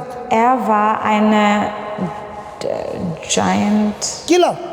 große Killer. Kill. Also That is what I was telling the family. Are you ready for a kill? er war ein großer Töter für das Land. I'm a giant killer. Er ist ein großer Töter. Sickness killer. Krankheit, Depression killer. Zerstreuer. Because Okay. God said I can do that. Depressionszerstreuer, weil Gott And sagt, the dass es 10 möglich ist. spies Und die 10 anderen Führer, and 10 spies ja, were the faith killers. die waren die Zerstreuer des Glaubens. Caleb was talking faith. Kaleb hat Glaube ausgesprochen. The 10 leaders were talking sight. Die anderen 10 aber haben das gesagt, was sie gesehen haben. Who said the leader means he's a man of faith? Und wer hat gesagt, einfach, dass er ein You Führer can be ist, a- dass er ein Mann des Glaubens ist? You can be a leader and mess up the whole Man congregation. kann ein Führer sein und trotzdem die ganze Kongregation With your zerstören. sense knowledge Mit dem Wissen, mit dem Sinnen. and kill everybody's faith. Und so den Glauben von allen zu stören. When you believe what you see, Wenn man glaubt, was man sieht, you're a faith killer. du bist ein Zerstörer. When you believe what God Glaubens. said, Wenn aber ihr glaubt, was Gott sagt, you're a giant killer. ihr seid größere Zerstörer. Even though it was God's will, Auch wenn es Gottes Wille war, even though it was God's plan, auch wenn es Gottes Plan war, even though it was God's purpose, auch wenn es Gottes Absicht und it shall Ziel not come war, to pass es könnte nicht geschehen, es until kann we nicht choose geschehen, to agree with Him. bis wir bereit sind, ihm zuzustimmen. When they disagreed, Wenn sie nicht zugestimmt haben, they turned their back from their inheritance. sie sind abgewandt von der Erbe. They messed up their whole future, Sie haben die ganze Zukunft zerstört and they messed up the future of the Israelites. und eben auch die Zukunft. That's why God called that report an evil report. Und deshalb Gott sagt, dass es ein böses Bericht ist. So how many church people carry evil report everywhere they go? So wie viele Leute in der Kirche tragen ein böses Bericht? And how many people speak what God said? Und wie viele Leute sprechen, was Gott sagt eigentlich? That's what happened here last night. Und das ist geschehen gestern. I asked the boy, Er hat den Jungen gefragt, have you ever healed anybody? hast du jemals jemanden geheilt? He said no. Er sagte nein. But the Bible says, Aber die Bibel the sagt, day you receive Jesus as your Lord, God and Savior, an dem Tag, an dem ihr Jesus als euer Herr und Retter annimmt, that very day, an dem gleichen Tag, God deposited His resurrection power in us. Gott hat seine Auferstehungskraft in uns herabgeschenkt. I'll give you an example. Ich gebe euch ein Beispiel. On the terrace is a water tank. Im Terrasse ist ein And in your washroom, there is a tap. Watertank, Wassergefäß. And in your washroom, there's a tap. Und in eurem WC und Toiletten The ist pipe ein is concealed in the wall. Tab. Okay, das sind jetzt technische Wörter. I don't know these technical words. Okay, Wasserhahn. Es gibt einen Wasserhahn in Toilette. If I turn the tap to the right, Wenn ich das nach rechts it becomes drehe, tight zu fest and the water never comes out. und das Wasser fließt niemals raus. But if I turn to the left, Aber wenn ich es nach links drehe, the water comes out. das Wasser fließt raus. But if I turn a little, Aber wenn ich es nur ein bisschen drehe, little water comes out. ein bisschen Wasser kommt raus. The more I believe Je mehr ich glaube, in the right direction, in der richtigen Richtung, the more water comes up. desto mehr Wasser kommt raus. And God is saying, Und Gott sagt, God's power Gottes Kraft is in your spirit, ist in deinem Geist. but before it comes to your body, Aber bevor es zu deinem Körper kommt, it has to go through your mind. es soll durch deinem And your biggest enemy, Mind, Geist. Aber Spirit ist auch Geist. and your biggest enemy Okay, also nochmal. Wenn Gottes Kraft durch die Sinnen geht, So your journey now is, okay, nochmal. Die Reise jetzt ist, should I believe what God's word says soll ich glauben, was Gottes Wort sagt or what my senses say? oder was meine Sinnen sagen? Without God's word, Ohne Gottes Wort, it is impossible to please God. es ist unmöglich, Gott zu gefallen, Because God's word gives you faith. weil Gottes Wort uns Glauben gibt. That's why Jesus went around everywhere Deshalb ist Jesus herumgegangen preaching the word of God, beim Verkünden. Er hat dabei and he verkündet. told his disciples, Und er hat seinen Jüngern gesagt, go to the ends of the earth geht zu den Rändern der Welt and preach the gospel. und verkündige das He did Evangelium. not say go and heal the sick. Er hatte nicht gesagt, geh und heile He die did not say go Kranken. and pray over the sick. Er hatte nicht gesagt, geh und bete über den He Kranken. said preach the gospel. Er hat eher gesagt, verkündige das When the Evangelium. gospel is preached, Wenn das Evangelium verkündigt wird, your soul mind gets renewed. mein Sinnengeist wird erneuert. The moment the soul mind is renewed, Und wenn das passiert, the next moment the power of God is at work. beim nächsten Moment ist Gottes Kraft in uns im Arbeit. So who's jamming the power of God? So wer stoppt eigentlich diese Kraft Gottes? God, Gott, the devil, der Teufel or my own thinking? oder mein eigenes Denken? Our life is transformed Unser Life ist verwandelt, unser the Leben ist proportion verwandelt in der Proportion, to how much am I willing to renew my mind. inwiefern ich meinen Geist erneuern möchte. The more and more I renew my soul mind, Je mehr ich meinen Seelengeist erneuere, my spirit mind, das ist das Problem auf Deutsch, and my soul mind, when they both agree, my body is healthy. also je mehr ich meine Seele erneuere, desto mehr ist es in Zustimmung mit meinem Geist. Und wenn mein Geist und meine Seele in Zustimmung sind, dann werde ich heiler. I'm the same person Ich bin die gleiche Person, who was depressed der depressiert war. at 33, at the age of 33. Er mit dem Alter von 33, I could not take bath with the door closed. er konnte nicht mit geschlossener Tür duschen. Also so deprimiert war er. I could not stay in a room by myself Er konnte nicht alleine in einem Zimmer bleiben. until the word of God was introduced to me. Und dann ist das Wort Gottes zu ihm vorgestellt worden. I began to feed myself with the word of God day and night. Er hat angefangen, das Wort Gottes hineinzunehmen. And this Tag und word Nacht. began to change my thinking. Und dieses Wort hat angefangen, mein Denken zu The ändern. moment my thinking changed, Wenn mein Denken geändert worden ist, I realized ich habe erkannt, my biggest enemy is my mind. dass mein größter Feind eigentlich mein Geist hier ist. Because fear is in my mind Weil Angst in meinem Geist ist and faith is in my spirit. und Glaube in meinem Spiritgeist ist. When I renew my mind, Und wie heißt der Mind, also das Gehirn, das denkt? what is the term for mind? Geist. And spirit also is Geist. That's the problem. Because the problem is it's not a Bible. This is the Bible. So you can say the mind with my five senses and the mind with my faith sense. Okay. Also ich versuche andere Worte zu verwenden. Okay, again. Okay. I was living in the world Er hat gelebt in der Welt and I was an expert in the world system. und er war ein Expert im System des Weltes. My thinking was based on the world system.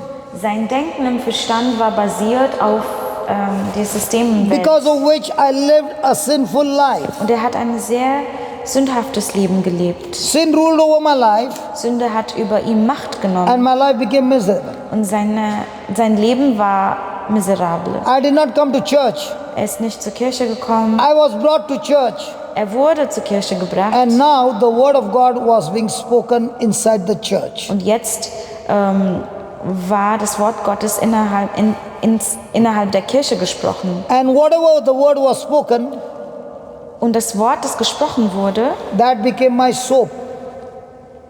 That Das- became my shampoo. das ist mein Reinigungsding geworden. I began to scrub my mind with the word of God. Wie eine Seife habe ich meinen Verstand oder meinen Sinnengeist I had to mit dem learn. Wort Gottes reinigt. I had to learn. Ich musste lernen, My journey is to overcome my mind, carnal mind. meine Reise ist es, den Verstand oder den Geist mit den Sinnen zu überwinden. The Bible says Die Bibel sagt, the carnal mind der Verstand oder die and the spiritual mind leibliche Geist und die geistliche Geist are enemies to each other. sind Feinden voneinander. They cannot live together. Sie können nicht miteinander leben. So I have to fight So ich muss kämpfen with my carnal thinking. mit meinem leiblichen Art vom Denken, fleischlichen Verstand. So everything in the Bible, Alles in der Bibel, in Christ Jesus, in Jesus Christus, all those promises all diese Verheißungen are in the past tense. sind in der Vergangenheit. And when I look at them, Und wenn ich sie anschaue, my carnal mind says, Mein fleischlichen Verstand sagt, how it can be possible. wie kann es doch möglich sein? So the power to heal me Und so die Kraft, mich zu heilen, is already deposited in my spirit. ist schon in meinem geistlichen Geist hineingegeben worden. But that power cannot enter my body because there's a soul mind which is blocking that power. Aber diese Kraft kann in meinem Körper nicht hineinfließen, weil es eine Seele-Geist gibt, eine Seele, die das blockiert. The moment I make my soul mind to agree what the Bible says, Sofort ich meine Seele überzeuge, damit zuzustimmen, was die Bibel sagt, now I'm operating by faith. ich lebe mein Glauben aus. And that faith mind takes me into the supernatural. Und dieses Faith Mind, Geist durch Glauben, führt mich zu Is she Übernatürlichem. translating okay? Okay, let's take for example. Do you have any problem in your body? Er fragt ihr, Please ob come. sie ein Problem im Körper hat. Please come here. She has been attentively hearing. I don't want to bring somebody who has got 50-50 because her whole soul mind will block it. She has been hearing attentively. Okay. Also er meint, dass sie hat so aufmerksam gehört und voll mit Glauben. Er will erstmal sie nach vorne rufen und nicht jemand anders. What's your situation? Was ist deine Situation? Meine Hüfte. What is Ich she habe saying? eine Schiefstellung. So now I have to translate in English, right? Yeah. In You hold the her mic closer. hips, she has there's a problem with the hips. Ich habe eine Schiefstellung und meine Hüfte habe ich Schmerzen. She has a problem placed in one of her hips. One of her hips. They're out of alignment. Just ask her. Sind die außerhalb, also nicht aligniert, also What do you say for alignment? out of alignment? Yeah, that's what she said. Yeah, they're out of alignment. Yeah. That person with the band, please come here. I will ask you to touch her hip bone. Er wird What do sie you call that hip fragen, bone? What is this bone sie called? bitten Hüfte. Okay. Okay, also er fragt sie, ihre Hüftknochen zu berühren And listen carefully. und Ask her. höre zu. Also And then you will command Und- that bone to be shifted and get aligned. und sie werden diese Knochen befehlen, in Alignment halt, in die richtige Stellung hineinzukommen. All you have to listen. Don't be scared. Now, do you understand what is the problem? Fürchte dich nicht. Now do you understand what is the problem? Also versteht ihr, was das Problem ist? Ja, sie The wird meine problem Hüfte is, how can I in say die that? Richtung. Wie, was? The problem is she's saying, how can I say that? Nee, er sagt, das Problem ist, sie denkt, wie kann Because das Jesus said you can passieren? speak to the mountain. Aber Jesus hatte gesagt, du kannst zum Berg If sprechen. Jesus said you can speak to the mountain, you can definitely speak to the bones. Wenn Jesus sagt, du kannst zum Berg sprechen, dann kannst du sicherlich zum Knochen sprechen. Lindsay, what do you say? Lindsay, was sagst du? She's not a technician. Sie ist keine She Technikerin. doesn't know much about the scriptures. Sie hat nicht viel in die Schrift hineingelesen, hat er But now gesagt. when I teach her, Aber jetzt, wenn Through sie her hands, davon erzählt the wird, bones get aligned. durch ihre Hände werden die Hüften in die richtigen Stellung hineinkommen. And her body get healed. Und der Körper wird geheilt. So all that she has to believe that the spirit's mind. Sie soll einfach den geistlichen Geist glauben. Jesus said, Jesus hatte gesagt, I can speak to the mountain. ich kann zum Berg sprechen. Lindsay, Lindsay, so if I can speak to the mountain, can I speak to the bones? wenn ich zum Berg sprechen kann, könnte ich zum Knochen sprechen. If I can tell the bones to be lifted up and thrown into the sea, can I tell the bones, get back to your position and get aligned? That's all.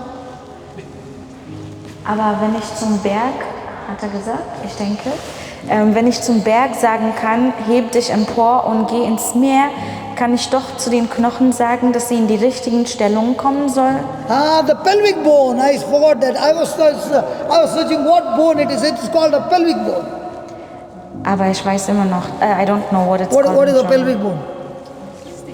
Maybe you can see. Hüfte. Oh, what do you say in German? That's just the bone that. I think he wants the technical term. Like. Okay, forget it. You put your hand here. Also stellen Sie. Huh? Becken, okay. Yeah. Touch it. Okay? Also Concentrate. berühren. You speak English? A little bit. A little bit. Good. That's more than enough. Okay. Close your eyes. Just come here close by. And translate it word to word. Take your time. Say this. You repeat after, okay? Close your eyes and say this. Lord Jesus, Herr Jesus, Herr Jesus, I thank you.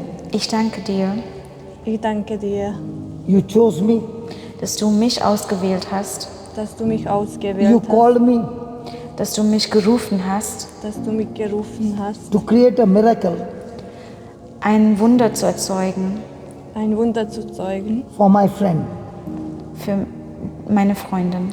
für meine Freundin. I thank you, Jesus, Ich danke dir, Jesus, Ich danke dir, Jesus, because I believe in you. weil ich an dich glaube. weil ich an dich glaube. You gave me your spirit Du hast mir deinen Geist gegeben Du hast mir deinen Geist and made gegeben my spirit completely new. und damit meinen Geist erneut. Repeat that. damit, again. damit dein Geist erneut. Damit hast du meinen Geist erneut. Damit Du hast deinen Geist mir gegeben du hast deinen Geist mir gegeben und mein Geist ist neu geworden. und mein Geist ist neu geworden. I thank you for giving me the gift of faith.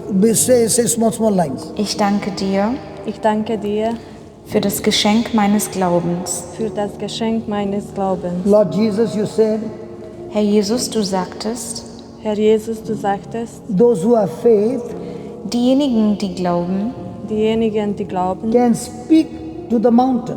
können zum Berg sagen, können zum Berg sagen, In the same way, im gleichen Art, in gleichen Art, I am speaking to a pelvic bone ich spreche zu dem Becken ich spreche zu dem Becken and all the bones und all die Knochen und alle die Knochen in the name of Jesus. im Namen Jesu. im Namen Jesus. Be alive now. Sei richtig eingestellt. Sei richtig eingestellt. Go back to your original position. Geh zurück zu deiner ursprünglichen Position. Geh zurück zu deiner ursprünglichen Position. The nerves be loosed. Die Nerven sei Die gelockert. Die Nerven sei gelockert. Thank you, Lord Jesus, Danke dir, Herr Jesus, Danke dir, Herr Jesus, for creating this beautiful miracle dass du dieses wunderbare Wunder erzeugt hast. dass du diese wunderbare Wunder erzeugt hast. All the pain has left her body. Die Schmerzen hat ihre Körper entlassen. Die Schmerzen hat ihre Körper entlassen. And my friend is completely healed. Und meine Freundin ist total geheilt. Und meine Freundin ist total geheilt. In Jesus' name. Im Namen Jesu. Im Namen Jesus. According to your word, Nach deinem Wort, Nach deinem Wort, it is finished. es ist vollbracht. es ist vollbracht. Amen. Amen. Amen. Amen. Move your body whatever you want to do. Bewege deinen Körper, tu was auch immer du tun möchtest. Es ist warm. Es ist warm. It is warm. It is warm. It's okay. That surgery has been done. Come on, now move. Die OP ist gemacht worden. Do whatever you want. Tu was auch Nothing. immer du willst. Nothing. Ich muss schauen, ob ich das For how many years I you must suffered? see if that one goes. For how many years you suffered? Wie viele Jahre hast du darunter gelitten? sehr lange. Ich weiß sonst seit meiner Kindheit. Since her childhood. What do you say about that? Was sagt ihr darüber? If a person learns the recipe, he can go and do a supernatural healing everywhere. Wenn eine Person das Rezept And this gelernt power hat, is given to kann er everybody. die Just put übernatürliche Wunder überall vollbringen. Just put at John 14 verse 12. Johannes 14, 12. Thank you, Jesus, not us. Danke, Jesus. Yeah, thank you, Jesus. Good, you did a first surgery. Du hast deine erste Have you OP done this vollbracht. before? Hast du die OP früher gemacht? No. Not So how much like do you this. charge her now? So how much, wie viel wirst du ihr die Kosten sagen jetzt? Verlangen. Listen, Nothing. if you are saying, God, I want to learn this recipe, you can be such a blessing to so many people. But if you have got your own mindset, it is your own mindset that is blocking you from receiving what you have already have. Wenn wir uns dazu öffnen, können wir ein Segen sein für so viele Leute. Aber wenn wir uns dazu blockieren, dann gehen wir nach unserem System, nach unserem Denken. This father saw it on the YouTube, me giving a retreat to the priest. Und diese Padre hat mich auf We have YouTube never gesehen. spoken to each other. Wir haben nie miteinander He gesprochen. only watched it on the YouTube. Er hat mich nur online And the more and gesehen. more he heard, he began to change his thinking. Und je mehr er auf mich gehört hat, hat er sein Denken geändert. The more you change your thinking, Je mehr du dein Denken you'll änderst, be a giant killer. du wirst ein großes Steuer If you sein. don't agree to what God said in His Word, Wenn du nicht zustimmst zu was Gottes Wort sagt, you'll be a faith killer. Look over here. man kann ein Glaubenszerstörer 12, sein. 14, brother. Amen, ich sage euch, wer an mich glaubt, wird die Werke, die ich vollbringe, auch vollbringen. Und er wird noch größere als diese vollbringen, denn ich gehe zum Vater. Now, did Jesus say, the very miracles I did, you will do also? Hat Jesus gesagt, die gleiche Wunder, die ich getan habe, werdet auch ihr das tun? And even greater than that, Und auch noch größer als diese, because I'm going to the Father. weil ich zum Vater gehe. So Jesus went to the Father So Jesus ist zum Vater gegangen and gave us His Holy Spirit. und hat uns seinen Now Heiligen Geist that Holy gegeben. Spirit is giving us the understanding. Und dieses Heiligen Geist gibt uns das Verstehen, And these miracles Einsicht. are happening. Und diese Wunder geschehen. Imagine when you are a child. Stell dir mal vor, wenn du Now, ein Kind how old are bist. you? 25? Wie alt bist du jetzt? Also 25, 50. 50. 50. So at least 30, 40 years back. Also du leidest schon seit, also für Just 30 give her the Jahre, mic. Just give her the mic. 40 Jahre, 40 Jahre mindestens. Minimum 40 years. And this one is your friend. Also And sie she's hat your friend. mindestens 40 Jahre gelitten und sie ist She's die your friend. Freundin von ihr. But she never healed you. Und sie hat ihr nie She had the geheilt. power inside. Und sie hat die Kraft in ihr Never gehabt. used the power. Und sie hat nie die Kraft benutzt. She's your friend. Yes. So why you didn't heal her? Warum hast du sie nicht geheilt? Es I macht did Spaß. not know it. Ich habe nicht gewusst. I Weil sie das nicht gewusst hat. dass ich mit meiner Das- Kraft heilen kann. Praise God. Come on, thank you, Jesus. Come on. Good. Thank you. Also, Do you think I hate you? Come here, come here. Do you think I hate you? No, but I have, like when you said, I was thinking like when you said, okay, of course I know in the Bible, in the early church, the believers used to lay hands and pray for the sick. The elderly believers used to lay over the hands over the sick and they used to pray. And of course we can meet also and also in prayer meetings we can meet, we can pray for the sick. This is something we can do, yeah. And What do you think about now what's happening? yeah, but the other thing is, because when you say like everybody in the congregation is saying wrong things, then this would mean in according to apostolic tradition, like if you say okay, all the clergy we don't need them, then Did then I say we- that? Did I like, say that? You said You- you don't need the congregation because No, everyone no, no. is saying Listen. Did I wrong say things. any of those words? You said in the congregation they are they are saying wrong words. They mess up everything. Okay. Just give me Proverbs 18:21. Did you hear about the Israelites? Why did they got messed up? They got messed up partly because they didn't believe what God said, and they went after other gods. Exactly. When I don't believe what God said, God calls it an evil report. So if there are people around who are speaking the wrong things and I've got faith, they'll kill my faith. That's what they did. Then how should a Christian survive in a world today that's getting more and more secular? Because then I'm living that, no? How can a Christian live? He lives by building his house on a rock. And that's what Jesus said, he's a wise man. And a foolish man is the one who builds a house on the sand, and when the trouble comes, he's the first one to fall knockout. Yeah, and I mean, it is not only that, but I mean, it is right. There are so many Christian denominations, and all of them. Am I talking about any denomination, or am I speaking the word? Because I see, you are implying me with many things. I'm speaking only the word. You're only speaking the word, but for me, also the healer is Jesus. Did I say I healed? Because you were using it as if you can do everything instead of Jesus. Did I say that? No, but you were claiming that with this power, then you can do everything. Okay, just put that Mark 16, verse number 17.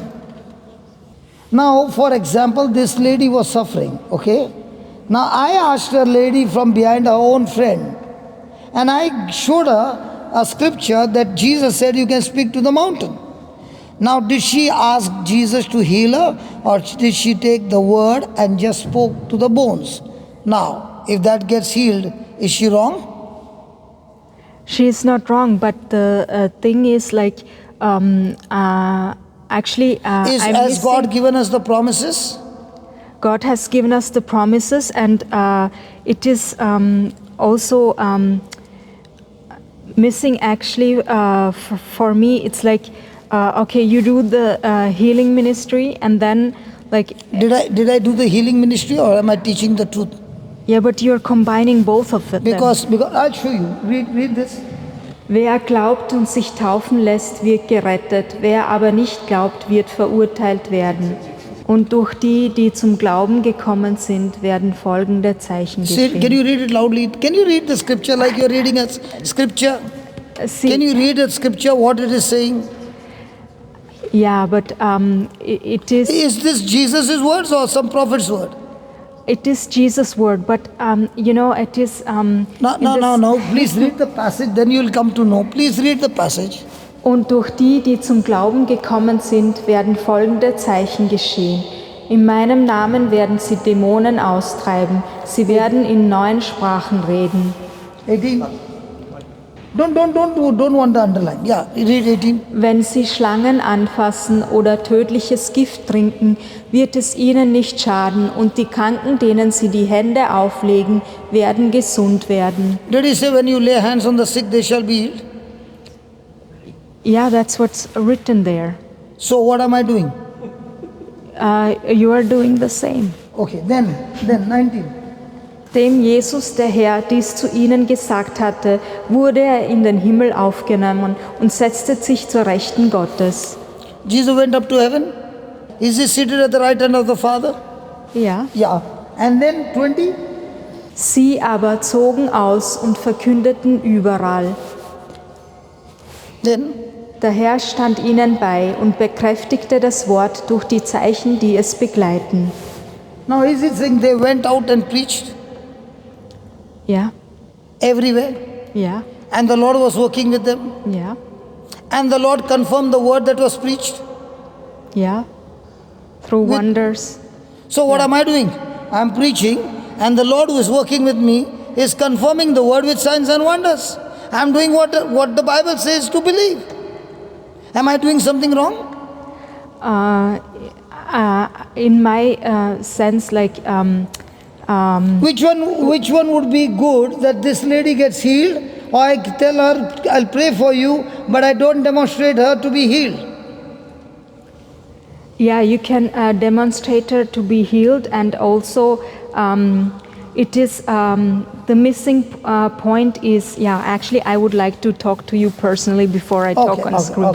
Okay? Let's make a we'll break. talk after this. Praise God. So is it given, or you can translate, is it given that they went out everywhere and preached the gospel? Also, this was now a question from Yeah, you. here it is written. Okay, und hier steht, dass sie hinausgezogen sind und überall verkündet haben. And the Lord was working with them. Und der Herr stand ihnen bei. And everywhere they went and preached, Und sie sind überall hingegangen und haben gepredigt. God confirmed the preaching Und Gott hat das Predigen bekräftigt with accompanying signs and wonders. durch Zeichen und Wunder. So is our life going to be supernatural or natural?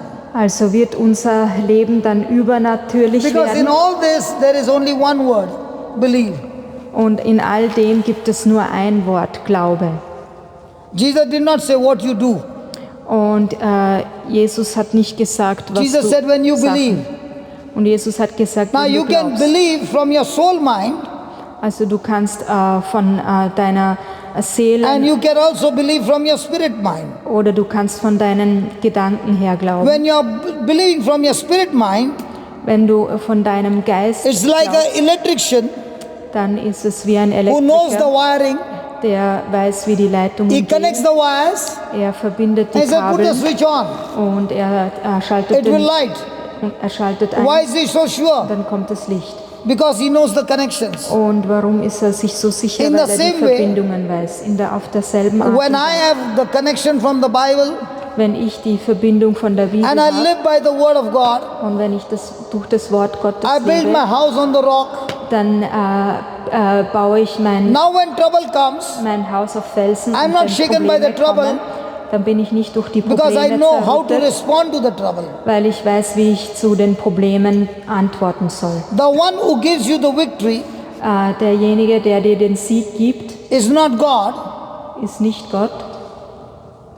The one who gives you the victory is not God. Why is that? Give me 1 John 5:4. 1 John 5:4. 4. Then else was us Gott. Denn alles, was aus Gott gezeugt ist, besiegt die Welt. Und das ist der Sieg, der die Welt besiegt hat, unser Glaube. What does it say? Our faith Gives us the victory. gives us the victory. Is it saying? It is saying this, but our victory comes from believing on God. So now let me explain. Yeah. Does he say the one who is born of God overcomes the world? Does he say that? Yes. So are you born of God? I hopefully. Yes. So we got born of God through the Holy Spirit. Now our journey is, how do I build up my faith using God's word? Translate, please. I am born of God. Also, ich bin aus Gott gezeugt. The word of God says, Das Wort Gottes sagt, God has given us His Spirit. Gott hat uns seinen Geist We gegeben are overcomers over the world. und durch A person who is born of God overcomes the world. die Person, die aus Gott gezeugt ist, He besiegt die Welt. overcomes the lies of the devil.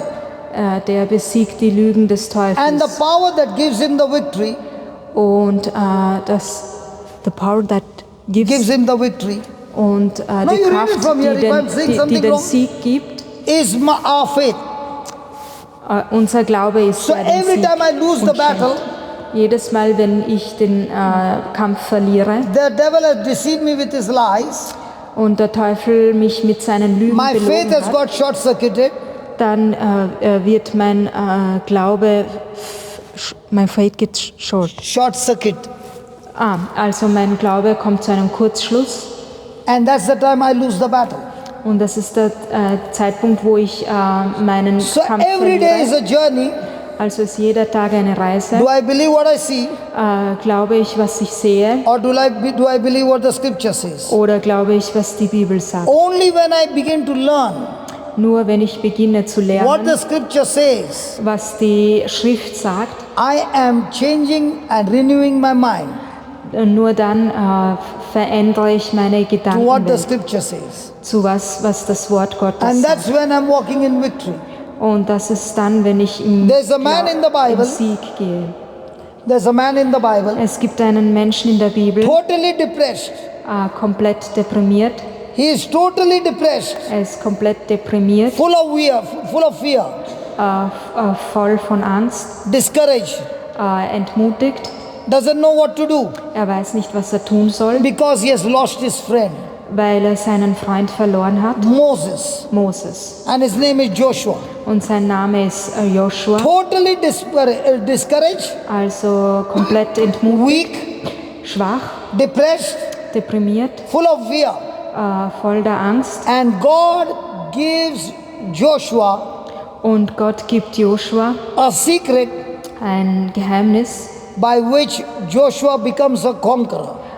durch das Joshua zu einem Eroberer wird. And that secret works for every one of us. Und dieses Geheimnis Give me Joshua arbeitet für 1:8. jeden von uns. Do you think God gives you prosperity? Yes, if it's in His will. Okay. Do you believe He gives us success? If that is also in His will. So He doesn't want us to be successful. I wouldn't say principally that He doesn't want us to be successful, but success could also mean that you grow in faith. This could also mean success on a spiritual level. That this would. So when your spirit is successful, then your physical life will always be successful. Because your spiritual controls your physical. It has an influence on your Yeah, physical. yeah. So Yes. now look at what God is saying to Joshua. First line. Über dieses Buch der Weisung sollst du immer reden und Tag und Nacht darüber nachsinnen, damit du darauf achtest, genauso zu handeln, wie darin geschrieben steht. Dann, Finished? Yeah. dann wirst du auf deinem Weg Glück und Erfolg haben. Now in this passage is God saying, you will make your way prosperous or God will make your way prosperous? Also sagt Gott in diesem Schriftwort, du wirst deinen Weg voller Glück machen, voller Erfolg haben, oder er wird deinen Weg mit Erfolg Father, what is beschenken. given in this German Bible? You will make your way prosperous or God will make your way prosperous? No, what is it given? You tell me. Is it given God will make your way prosperous or you will make your way prosperous? If you follow what God says, then your way will be prosperous. Correct? Correct? Because, yeah, that Correct. is the Yeah, condition. yeah, You yeah, have yeah, to yeah. obey what God says, then your way will be prosperous. Absolutely, absolutely. There are three things God says. Es gibt 3 Sachen, die Gott sagt. The first thing He says, Das erste ist, let this word be in your mouth day and night. lass das Wort Tag und Nacht, denk darüber Tag und Nacht nach. Is it there? Yeah, you should think about the word. No, day and no, night. think. He's talking about speaking. Uh, The first line, the book of the Lord shall not depart out of your mouth. Is He talking about the mouth? Immer reden. Reden. Then, yeah. Reden. Yeah, speak and also. No, first line. We go by, see, listen. If anyone wants to build their faith into victory, God is teaching you a system. Can you trust Also, wait, if If anyone anybody wants to live a victorious life, God is teaching us a system. Also wenn jemand ein siegreiches Leben führen will, Gott lehrt ihm ein System. Your life can be a depressed life, Dein Leben kann ein deprimiertes a Leben totally sein, defeated life, ein komplett niedergeschlagenes a life Leben, with sickness and disease, ein Leben mit Krankheit a und life with sin and Leiden, addiction. ein Leben mit Sünde und But Abhängigkeit. God is giving you a remedy, a solution for everything. Aber Gott gibt dir eine Lösung für alles. The first thing He says, Das Erste, was er sagt, ist, teach your mouth to speak God's word. Also lehr deinen Mund, bring deinem Mund bei, Gottes Wort zu sprechen. Teach your mouth to speak God's word. Also bring deinem Mund bei, Gottes Wort Let's zu take for sprechen. example, today I spoke 100 words. Also nehmen wir als Beispiel, heute habe ich 100 Worte How many gesprochen. words did I speak God's and how much words did I speak my own? Und wie viele Worte davon waren meine eigenen Worte und wie viele Worte darüber waren Gottes Worte? Which one would be more? Welches wird mehr sein? God's word or my own words? Gottes Worte oder meine eigenen Worte? You have not even opened the scriptures. Ihr habt noch nicht einmal die Bibel So aufgemacht. your mouth is speaking what you see. Also euer Mund wird dann das sprechen, was es And sieht. when you teach your mouth to speak God's word, Und wenn ihr euren Mund beibringt, das zu sprechen, was Gottes those Wort words ist, don't speak to you what you see. Those words speak to you to speak those words by faith.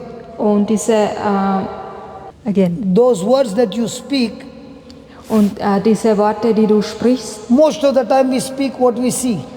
die meiste Zeit sprechen wir das, was wir sehen. But God is saying, teach your mouth Aber Gott sagt, bring deinem Mund bei the words from the Bible. die Worte der Bibel. So unless I teach that by tongue, Bis ich es nicht meiner Zunge beibringe, I cannot go further. kann ich nicht weitergehen. So I must train my tongue Also muss ich meine Zunge trainieren, to speak these words. diese Worte zu sprechen. These words make my spirit strong. Diese Worte machen meinen Geist stark. So God says to Joshua, Also Gott sagt zu Joshua, I want you to train your mouth ich möchte, dass du deinen Mund trainierst, to speak my words. meine Worte zu sprechen. 2. Zweitens, If you get trained to speak my word, wenn du trainiert wirst, meine Worte zu sprechen, then only you will master your mind to think on what I said. nur dann kannst du deine Gedanken trainieren, das zu tun, was meine Worte Let me sagen. repeat that again.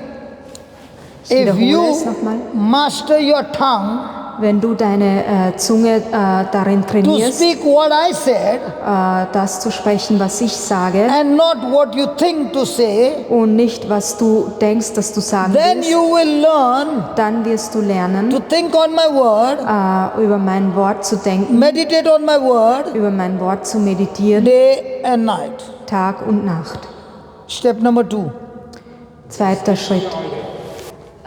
He says this applies to all. Absolutely everybody. So everybody must ask a question. Today I spoke 100 words. Also jeder soll sich eine Frage heute stellen. How many words did I speak according to the word of God? Wenn ich heute 100 Worte gesprochen habe, wie viele And Worte habe only ich those who über das Wort labor Gottes and only those gesprochen? who labor to teach their tongue the word of God,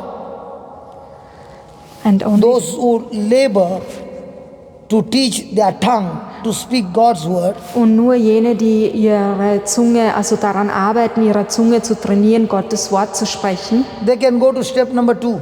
nur die können zum zweiten Schritt gehen. Now you can meditate on the word day and night. Jetzt könnt ihr Tag und Nacht über das Wort Gottes meditieren. But before you reach step number 2, Aber bevor du den zweiten Schritt erreichst, you must pass the test with step number 1. musst du den Test bestehen mit Schritt 1. When the person is able to pass step number 1 and 2, Also wenn die Person in der Lage ist, Schritt 1 und 2 zu schaffen, the third step God is saying, dann sagt Gott am dritten Schritt, now you will have the power to do what my word says. dann sagt Gott, jetzt hast du die Kraft, das zu tun, was mein Wort sagt. Is it right? The third one says that you will have on your way success. No. Success comes a little later on. First, speak the word, Speak the word. Okay. meditate the word. Yes. Third, you will do what the word says. Ja. So to do what the word says, I get the power from speaking the word and thinking the word. Also um genauso zu handeln, wie das Wort sagt, muss ich zuerst über das Wort reden und Tag und Nacht über das Wort Did nachdenken. you understand that? I cannot go to do what the word says without A and B. Also ich kann nicht handeln nach dem Wort Gottes ohne Schritt 1 und Schritt 2. When I fail to practice my mouth and my ears and my mouth and my ears to meditate on the word, I can never go to step number 3. Also wenn ich mich darin verfehle, über das Wort nachzudenken und über das Wort zu sprechen, dann kann ich nie beim dritten Schritt. So when you're speaking to yourself, Also wenn du zu dir selbst your sprichst, ears are hearing the word of God, wenn deine Ohren das Wort Gottes it's hören, entering your heart. dann kommt es in dein Herz hinein. And that word you're incubating with your faith.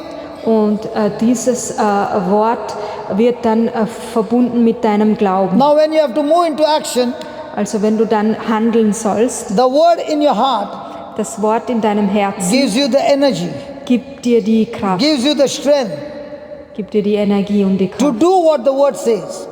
um das zu tun, was das Wort sagt. So now, like a farmer, you have grown your faith. Jetzt hast du wie ein Bauer deinen Because Glauben. whatever the word says, it's herangezüchtet. all about things not seen. Aber Whatever the word says, it talks about all things not seen. und was immer das Wort Gottes sagt, er spricht über Dinge, die nicht gesehen werden. Yet you are ready to do it because the word of God says. Jetzt bist du bereit, das zu tun, weil das Wort Gottes es sagt. When you do A, B, and C, the result is you are on your way to prosperity. Also wenn du A, B und C tust, dann bist du auf dem Weg zum Erfolg, zum Glück. You are on your journey to success. Dann bist du auf deinem Weg zum Glück. And that's called as faith. Und das wird Glaube That genannt. is called as building the house on the rock. Das wird genannt, das Haus auf einem Felsen zu That's when bauen. you operate in the supernatural. Das ist, wenn du mit dem Übernatürlichen That's when you arbeitest. walk in victory. Das ist, wenn du siegreich gehst. I'll give you another example. You said about the things we do. I'll give you. Go to 2 Peter chapter 1, verse number 2. Chapter 1, verse number 2. Gnade sei mit euch und Friede in Fülle durch die Erkenntnis Gottes und Jesu unseres Herrn. The Bible says Die Bibel sagt, grace, Gnade, grace, Gnade and peace und Friede are multiplied unto you sind in Fülle mit dir to the knowledge of God. durch die Erkenntnis Gottes. So every time you're getting knowledge of God, Also jedes Mal, wenn du Erkenntnis über Gott bekommst, what is multiplying in you? was vermehrt sich in dir? Grace and peace. Die Gnade und der Friede. There are so many times people will come and say, Es gibt so viele Male, wo die Menschen kommen und please sagen, pray for me. bitte bete für mich, I don't have peace. ich habe keinen Frieden. God never says you get peace by praying over. Und Gott sagt nicht, du kriegst Frieden, indem du God durchbetest. says, Gott God sagt, says, grace and peace will multiply when you go after the knowledge of God. also er sagt, Gnade und Friede werden in Fülle zu dir kommen, wenn du zur Erkenntnis Gottes And kommst through your relationship with Jesus our Lord. und durch deine Beziehung mit Jesus. And look at the third verse. Und schaut auf das dritte. Alles, was für unser Leben und unsere Frömmigkeit gut ist, hat seine göttliche Macht uns geschenkt. Sie hat uns den erkennen lassen, der uns durch seine Herrlichkeit und Kraft berufen hat.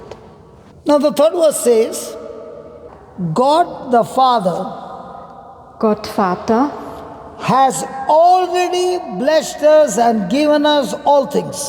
Gott der Vater hat uns schon alle Sachen gegeben und uns schon gesegnet. Is he saying he has given us all things or he will give us all things? Sagt es, er wird uns alle Dinge geben What does he say? oder hat es uns schon gegeben? What is he saying? Already given. Are you sure? I'm asking you, are you sure? He has given us and it has to be You only answer me. Is God saying he has already given you all things or some things? It sends His godly power He has given us. He has given us, right? Yes. So it is in you. Yeah. Yeah. So God has already given us all things. Yeah, all things that pertains to life and godliness. Yes. Yes. But it has So- to be so- activated. Huh? It has to be activated. Is it there inside? It's inside, but So first I have to believe that God has given me all things, so I have to go and ask God, give me more things. it has to be activated, and it has to I am be. asking you, has God given us all things or some things? He has given us everything that's good for our life. Absolutely. He has given us all things, correct? Yeah. Pertaining to life and godliness, correct? Pertaining to life and godliness. Ja, und unsere Frömmigkeit, ja. Yeah. Yeah, So now piousness. when a person like me says, God, I am living my life for you and for you and for you and for you, and everything that I need for my life to live that life, you have already given it to me. Right or wrong? Dann könnte man sagen, also dass Gott für alles, was wir für unser Leben brauchen, uns schon gegeben hat. Are you listening to this, the lady in brown coat? You are listening attentively. I'm going to call you now. And you are going to see miracles happening through your hand. Because I've been watching you, you are really, really thirsting for the word.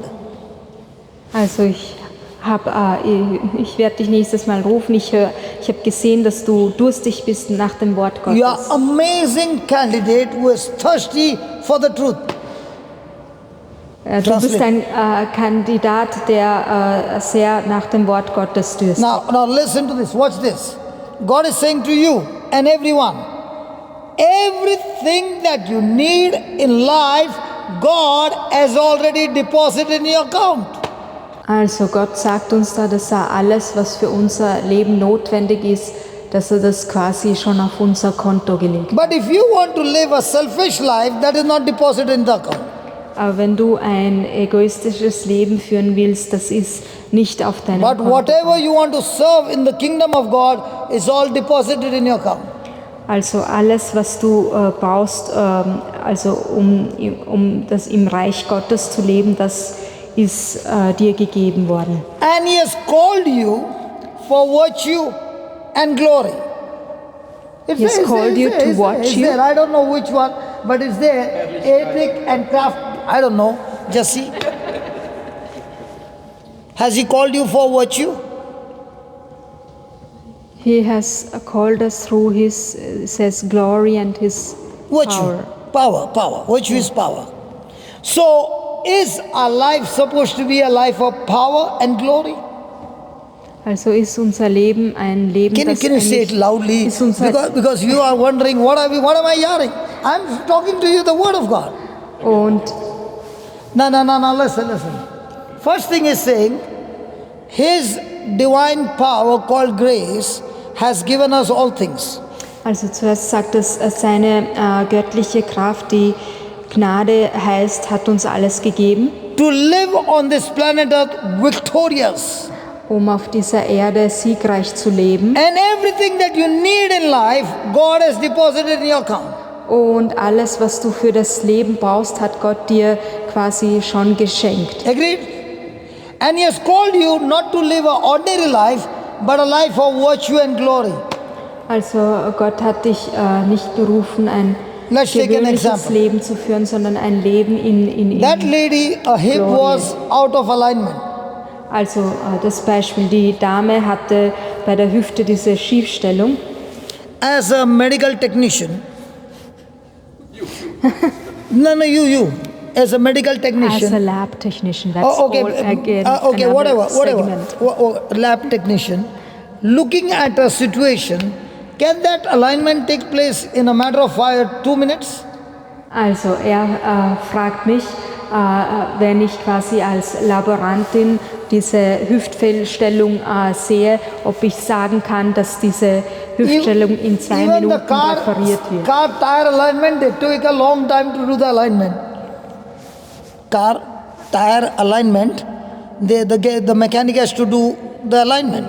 Ja, also wenn beim Auto halt was schief ist, dann muss halt der Automechaniker lange Correct. arbeiten, bis es At richtig ist. least half an hour he takes for an alignment. Also so eine halbe Stunde braucht es, bis man das And if richtig the alignment ausrichten is not good, the tire is gone. kann. Also und wenn die Ausrichtung dann nicht passt, dann ist der Reifen Here hin. is the lady's bones need to be aligned. Hier mussten die Knochen von der Dame wieder ausgerichtet werden. But God is saying He has called us for power and glory. Hier sagt Gott, er hat uns zur Herrlichkeit und Kraft berufen. If a doctor had to be sitting here Wenn ein Doktor hier sitzen würde and he sees a lady touching a hip bone, pelvic bone, und dann sieht er, dass eine Dame ihre Hüftknochen and berührt saying, all you bones go back to your rightful position. und alle Knochen Hey! geht wieder zurück auf eure What kind richtige of prayer is Position. that? Dann wird er sich denken, was für eine Hey, what kind of Art prayer von is that? Gebet ist das? But because He has called me for virtue and glory, Und weil er mich für seine Herrlichkeit und Kraft berufen hat, I speak what He said is given to me. und dann spreche ich das, was And er it is not only given to me, it's given to mir everyone. gegeben hat. Und es wurde nicht And nur the mir gegeben, friend, sondern and the jedem friend said, gegeben. I did not know. Und die Freundin hat gesagt, ich habe das If nicht gewusst. I had to know, Wenn ich das I could have wissen told her long time back, wenn ich das gewusst hätte, come here, let me fix your bones. hätte ich ihr das früher gesagt und hätte zu ihr gesagt, komm, lass uns deine Knochen wieder in die richtige Position bringen. So for how many years are we going to remain ignorant? Also wie viele weitere Jahre werden wir dann ignorant That's bleiben? why the Bible never says, Darum sagt die Bibel nie, my people are destroyed by the devil. the Bible doesn't say my people are destroyed by the devil. No, no, no. I'll show you. Deswegen sagt die Bibel nie, dass My meine people are Leute destroyed because of their own ignorance, also die Bibel sagt nicht, dass die Menschen durch den Lack of Teufel knowledge. zerstört werden, sondern die Menschen werden zerstört durch ihre Ignoranz, durch ihre Unwissenheit and wrong knowledge. und durch ihr falsches Wissen. He never says, my people are destroyed by the devil. Er sagt nie, dass meine Leute durch den Teufel zerstört werden. We are ignorant Wir sind ignorant and we blame the devil.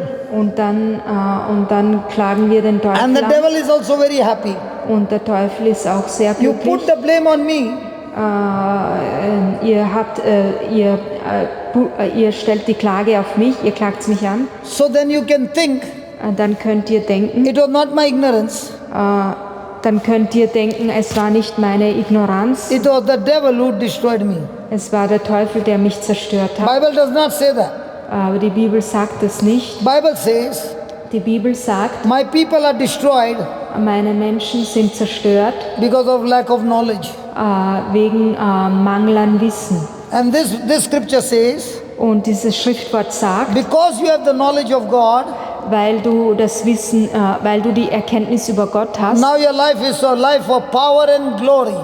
deswegen ist dein Leben das Leben von Kraft und Herrlichkeit. Can you see my shadow? Könnt ihr meinen Schatten sehen? Can you see my shadow? Könnt ihr meinen Schatten sehen? When I'm in the light, my shadow follows me. Also wenn ich im Licht bin, dann folgt mich mein Schatten, But in the darkness, my shadow won't be there. aber in der Dunkelheit wird In the same mein way, Schatten nicht da When sein. a person believes, oh, very good, very good, very good, very good. When the person, can you see my shadow? Könnt ihr meinen Schatten sehen? Can you see my shadow? Könnt ihr meinen Schatten sehen? It follows me. Es folgt mir. In the same way, the person who believes the word, Ja, auf dieselbe Art und Weise wird die Person, The die das power of Wort God Gottes glaubt, wird die and the Kraft virtue Gottes and und the die glory Herrlichkeit und die follows us Kraft everywhere. wird uns überall nachfolgen. Now look at the fourth verse. Also schaut auf den 4. Vers. Now look at that. Also schaut drauf. God has given us His great and precious promises. Gott hat uns seine großen und kostbaren Versprechungen geschenkt. Is it given? It is Yes. given. So ja. God has given us His great and precious promises, that through these promises we might be partaker of His divine nature. Also, Gott hat durch sie sind uns die kostbaren und überaus großen Verheißungen geschenkt, damit ihr durch diese Anteil an der göttlichen Natur erhaltet und dem Verderben entflieht, das durch die Begierde in der Welt herrscht. So those who study His divine, great and precious promises, Those who study His great, and divine. precious promises. Also, Don't jene, translate die, anything that is not there. Please don't do that. I will only use what is there. okay, but you said now the divine promises. Okay. It is given there. It's not Yeah. given in German, Father.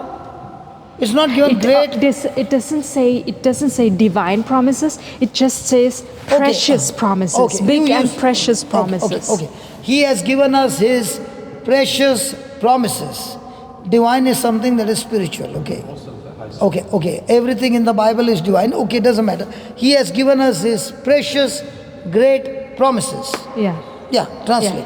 Also, hat uns seine kostbaren und großen Verheißungen geschenkt, That through these promises damit wir durch diese we Verheißungen, might be partaker of His divine nature. damit wir Anteil haben an der göttlichen Natur. So, do I use promises of God to change my nature?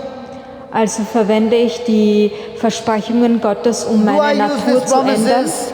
Do I use these promises to live in Christ's nature? Verwende ich diese Versprechungen, um in Christi Natur zu leben? And it is through these promises I am able to escape from the corruption that is in the world through lust. Also durch diese Versprechungen kann ich dem Verderben entfliehen, das durch die Begierde in der Welt herrscht. So can the promises help me to escape? Ja. So do I need to use the promises? So is it God's word, God's will for me to use the promises? Ja. So can I overcome the corruption in this world? With His help, yes. If I know the promises. If I don't know the promises, that corruption is bashing me up day and night. Also wenn ich über diese Verheißungen nicht Bescheid weiß, dann wird es mich Tag und Nacht quasi mich herumschütteln. Yeah. Thank God I don't know any of them. Otherwise it would have been a well-planned audience and calling them and saying, tell that you are healed. Come here. Do you speak English? Okay.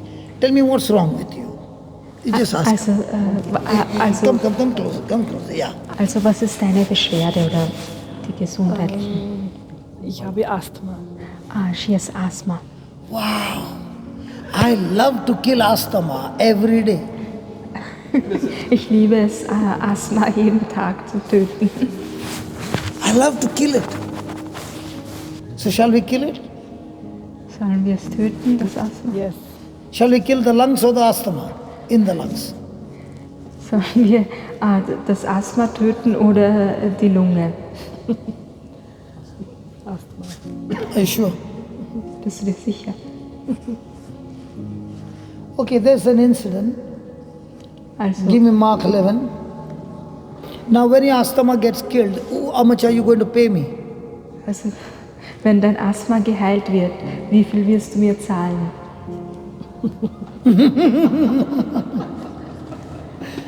Zero payment because Jesus will do it for you. Also 0 musst du zahlen, weil Jesus wird dich. In this case, In diesem Fall we will not pray. werden wir nicht beten. We will teach her, Werden wir ihr beibringen and she will kill that asthma herself. und dann wird sie das Asthma durch sie selbst. Do you want umbringen. somebody to kill it or you want to kill it? Willst du, dass jemand das Asthma für dich tötet oder willst du es selber? Or do you want her to kill it? Ja, soll jemand anderer kommen? Ja, so she wants somebody else to come und No, why not you?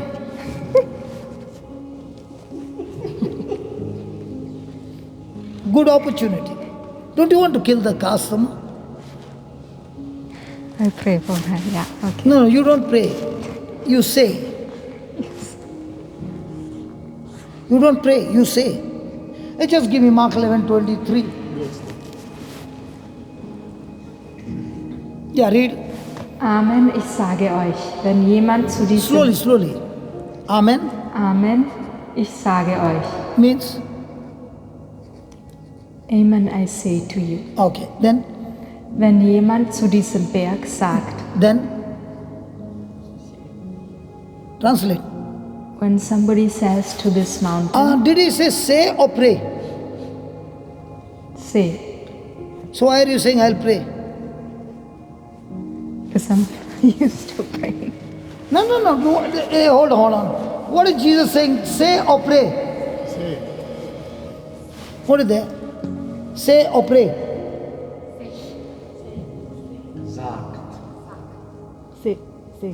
Say or pray? Sagt. So do I need to say or pray? Jesus said say or pray? Zak. So do I need to zak or pray? Sagt. Sure? Ja. Also steht, sagt da und nicht listen, betet. Lindsay. Ja. If you become like a baby, you'll kill that asthma in 1 minute. But if you got your own mindset, that asthma will not be killed, that girl I'll call and she will kill, and you'll begin to wonder, what happened to my theology? If Yeah, Jesus said say, then you say. Now what's the difference between pray and say? Pray is when I talk to God, His word back to Him. Say is when I'm talking to the devil. I'm talking to that sickness. Wenn ich bete, I talk to God, dann rede ich zu Gott, His word, sein Wort, which Jesus did the whole night. was Jesus die ganze Nacht gesagt hat. And if I pray about problems, then it won't be His word, it will be He my never told problem. me to pray about the problem. He said to speak to the problem. I would rather follow Jesus than anybody else in the world. Okay, you pray, I'll call that girl and she'll say and the asthma will be gone. Yeah, that's because it's in my... see, it is... okay, you can say to every problem, go. Then what do you do with real life problems? Then you say We to say go. if a person in your workplace is not nice, you tell the person just go and leave me alone. This is Listen, not- just give me Ephesians chapter 6, verse 10. Denn wir haben nicht gegen Menschen aus Fleisch und Blut zu kämpfen, sondern gegen Mächte und Gewalten, gegen die Weltherrscher dieser Finsternis, gegen die bösen Geister in den himmlischen Bereichen. So is he saying your battle is with human being? It says against evil spirits. Spirit. So Yeah. this asthma is, am I fighting that organ or am I fighting that spirit called asthma? If I'm convinced that the asthma was created by evil spirits, if I interpret it this way, Okay. Now tell me, when God created Adam, did he have sickness? no, I think. So when did this, what I think, he was perfect. So when did the sickness come? After he committed the sin. Yeah. So now the root of sin, the root is sin and the fruit is sickness, right? Now the root is sin and the outcome of it is Is sickness, correct? So actually the sin must be Destroyed. first because Correct. then healing can take place. Now, here did he fight against flesh and blood or against the spirit? No, but No, what is he saying here? he's it's Our battle is against flesh and blood, or our battle is against the spiritual force? the spiritual force. Just translate for them. Is a battle, according to this scripture, are we fighting against flesh and blood, or are we fighting against the spiritual force? Yeah, against. But my question is, if you say it, we fight against the spiritual force, then we can always it's like an avoiding of going to the sacrament of confession, because exactly in the sacrament of Now, confession what you're has fighting confession got to against. do over here? It has something to do, because then the evil powers don't have any power over you. So now you confess and see whether this fellow is going. Now yesterday she confessed, I forgive everyone. Yes, and then healing happened. So Yes. this was So something. you're following the system, right? Which system? I'm saying that she forgave, and probably that was the initial cause which was needed to get the healing. Correct. So we did. Now did she go to the priest? Or she did it just now? Yesterday you were there. Yes, but I cannot know if she was going to the priest before or if she goes afterwards. Oh my God. Give me Acts 10. Now let's see what Jesus has to say. 38. Now read that, please. Wie Gott Jesus von Nazareth gesalbt hat mit dem Heiligen Geist und mit Kraft, wie dieser umherzog, Gutes tat und alle heilte, die in der Gewalt des Teufels waren, denn Gott war mit ihm. You read it so fast. Did you understand what you read? Ja, What did you read? that Gott hat Jesus gesalbt mit dem Heiligen Geist und mit Kraft. And dadurch hat Gutes tun können und alle heilen können. So did Jesus go around doing good? Yes, because God the Father gave him the Holy Spirit, anointed him Has with he the Holy given you the Holy Spirit. Spirit? Through confirmation, yes. And He gave us the Holy Spirit the day we got baptized and we got born again. baptism and also confirmation. Okay, but we received first from the baptism. Okay. Now, has God given us the Holy Spirit? Yes. Yeah. So did he go about doing good?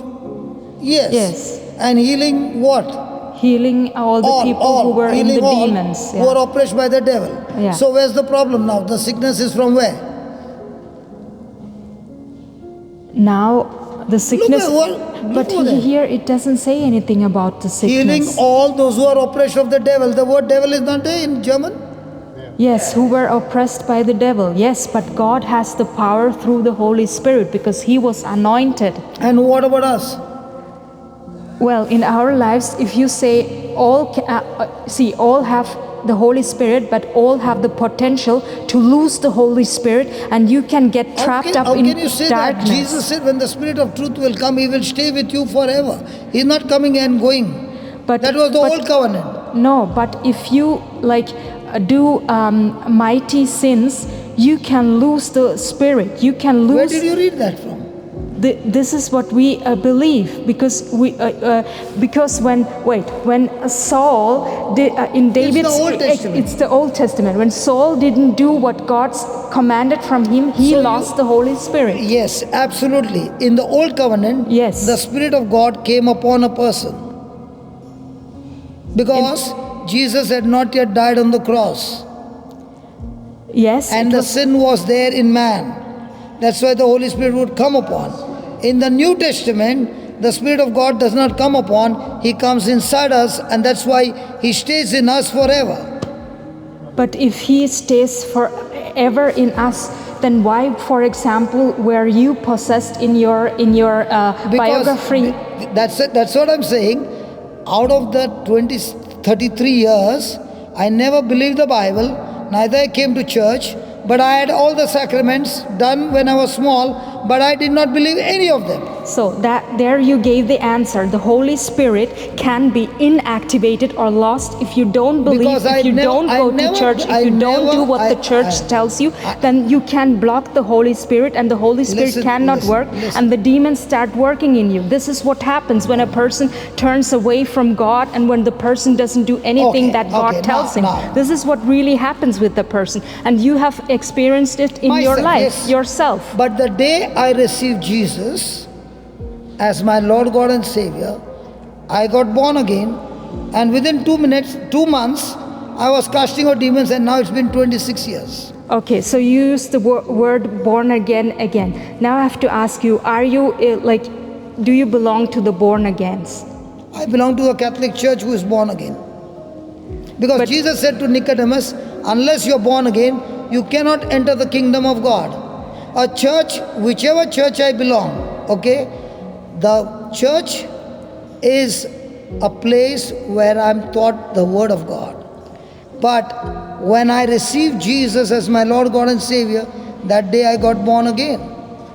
But in the church we say when you meet the Lord, you also have actually a sacrament of confession. I have confession. Then this is also a very important thing that is necessary in your life, in a life as a Christian as a total, because if you don't go for any confession, then the evil spirits can... Evil spirits You're jumping on conclusion here. Did I say no confession? It sounded, obviously you didn't mention it at all, and it is actually in the it's okay. In the root of Catholicism, it is a very important sacrament. Yesterday we learned on forgiveness, no? What is that? Sacrament of confession, no? Yes. Correct? It is sacrament of confession, and also you said about forgiving also as an act, because it has to be done as an act from your side. Okay, let's kill this asthma. Okay, close your eyes and translate for us. Say, Lord Jesus, sag, Herr Jesus, I thank you for teaching me the truth. Ich danke dir, dass du mir die Wahrheit gelehrt hast. Just as you were anointed, so wie du gesalbt wurdest, and you went about doing good, und du herumgegangen bist, Gutes getan hast, and healing all those who are oppressed of the devil, und alle geheilt hast, die vom Teufel besessen waren. I thank you, Jesus, danke ich dir, Herr, that this power is given to everyone who believes in you. Dass diese Kraft jedem gegeben ist, der an dich glaubt. You said, speak to the mountain. Du hast gesagt, I speak to the spirit of asthma. Spreche ich zum Geist des Asthma. Get out of her body. Geh hinaus aus ihrem Körper. And never come back again. Und komm nie mehr wieder. Lord Jesus, I believe with all my heart. Herr Jesus, ich glaube mit meinem ganzen I do not doubt Herzen. In my heart. Ich habe keinen Zweifel in meinem Herzen. Ich glaube, whatever I said, was immer ich gesagt habe, it is done. Es ist vollbracht. You said, du hast gesagt, I shall have, ich soll haben, whatever I say. Was immer ich sage. This is your promise. Das ist dein Versprechen. And with this promise, und mit diesem Versprechen I declare, erkläre ich, she is completely healed, erkläre ich, dass sie komplett geheilt ist von Asthma, forever, für immer, and she can breathe in and breathe out, und sie kann ein- und ausatmen, freely, frei, in the name of Jesus. Im Namen Jesu.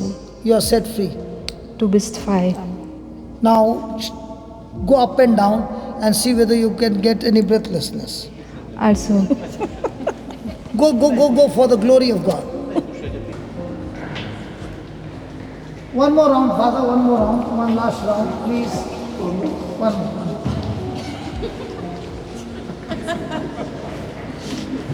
And you'll be amazed that she is able to breathe in and breathe out without any problem. In fact, she is running faster than Father.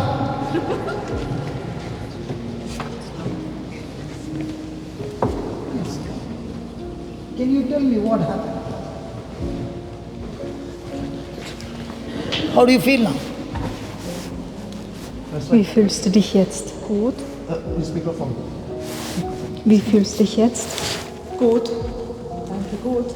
No breathlessness? No. Praise God. Halleluja. Praise God. Thank you.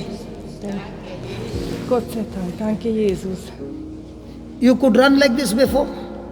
Just ask her. Konntest du so auch früher auch so rennen? Schon, ja. Ja, sie sagt. No, before you could run like this or you had breathlessness? Also konntest du früher auch so rennen oder bist du atemlos geworden? Kommt drauf an, wie das Wetter war. It depends how the weather was. So today you had breathlessness? Hattest du heute Atemlosigkeit? Am Wochenende. Heute nicht. Today not, but on the weekend. But now you can breathe in and breathe out freely? Kannst du jetzt frei ein- und ausatmen? Ja, kann ich. Praise God. Thank you, Jesus. Thank you. Now wait here. I need somebody else who has got, that mama has got some problem.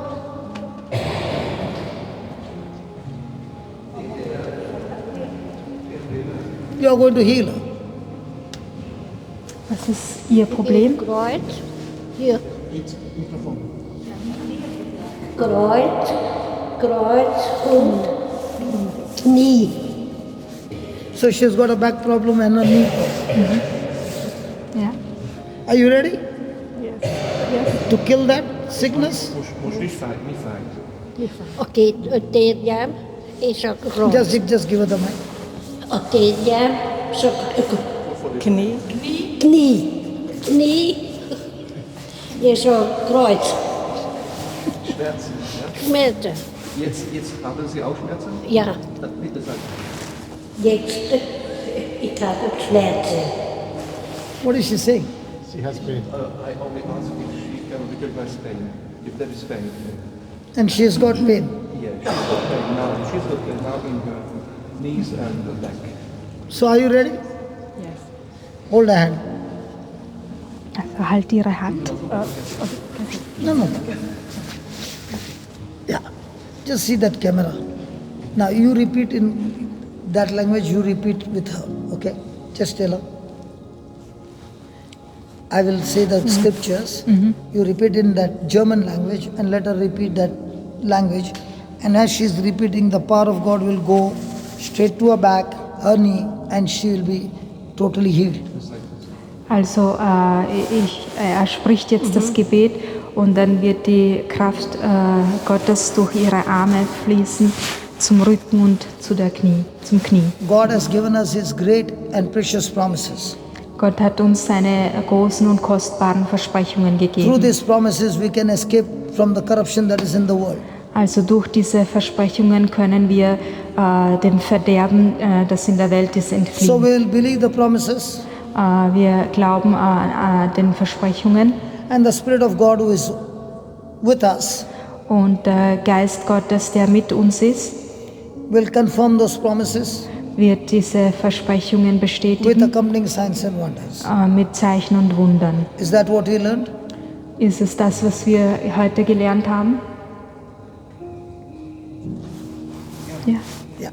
Okay. Now say, Lord Jesus, Herr Jesus, Herr Jesus, close your eyes, concentrate.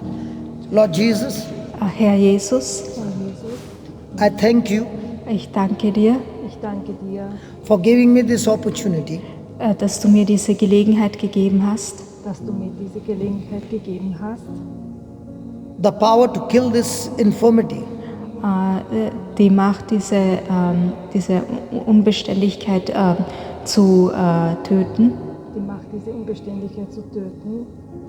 I thank you, Jesus. Ich danke dir, Jesus, Danke dir, Jesus. Just as you cursed the fig tree so wie du den Feigenbaum verflucht hast So wie der Feigenbaum and the fig tree died from the root, und dann ist der Feigenbaum abgestorben. und ist ein Feigenbaum abgestorben. in the same way I curse this infirmity Auf diese selbe Art verfluche ich diese Unbeständigkeit, Auf diese selbe Art verfluche ich in the name of Jesus. Krankheit, diese Krankheit im Namen Jesu. diese Krankheit im Namen Jesu. This infirmity is dead from the root. Diese Krankheit ist tot von der Wurzel her. Diese Krankheit von dort, diese Wurzel her. It is gone out of her body from the root. Es ist aus ihrem Körper herausgegangen von der Wurzel diesem Körper herausgegangen, diesen Wurzeln. I do not doubt in my heart. Ich habe keinen Zweifel in meinem Herzen, Ich habe keine Verzweiflung in meinem Herzen, But I believe aber ich glaube, aber ich glaube, all that I said alles, was ich gesagt habe, alles, was ich gesagt has come to pass. alles, was ich gesagt habe, wird passieren. alles, was ich gesagt habe, wird And I shall have whatever I say. Und ich werde das haben, was immer ich sage. noch einmal bitte. Und ich werde das bekommen, was immer ich sage. Ich werde das bekommen, was ich immer sage. I say, Ich sage, all the bones are aligned. alle Knochen werden in die richtige Stellung gebracht. Alle Knochen, die The bones are in die lubricated. richtige Stellung. The bones are lubricated. Die Knochen haben jetzt wieder die Knochenflüssigkeit. Die Knochen haben wieder The joints are healed. Knochenflüssigkeit.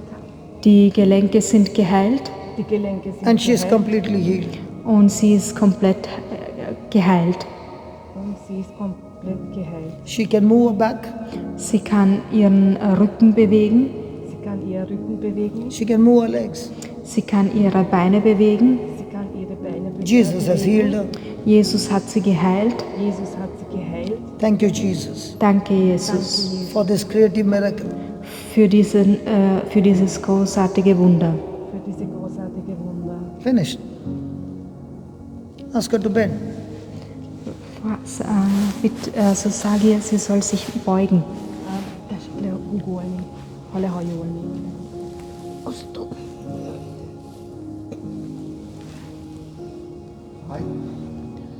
Was sagt sie? Okay. Okay. Oké.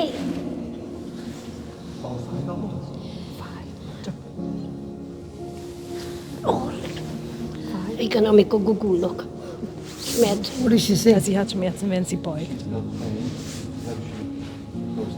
Okay. And back. És a háta.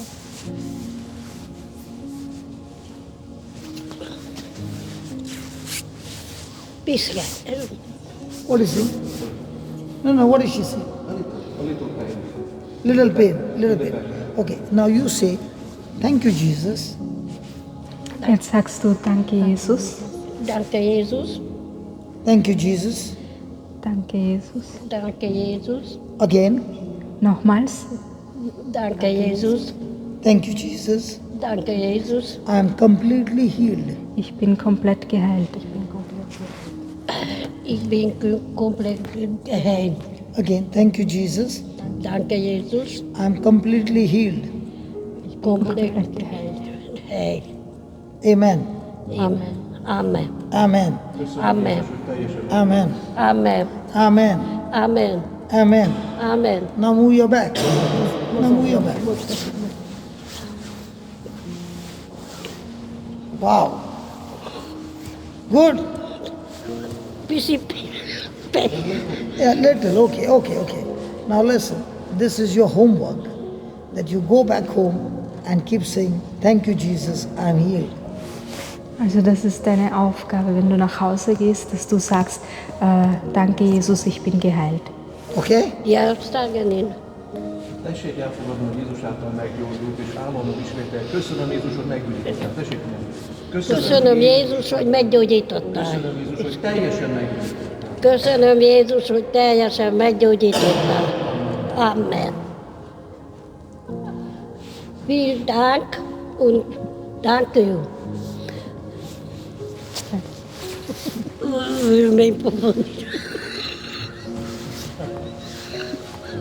Mijn papa niet tudlak várni. She's a joyful lady. Huh? Jó, bewegünk persze. What did she say? Bewegung ist jetzt besser. Movement is better. It's better.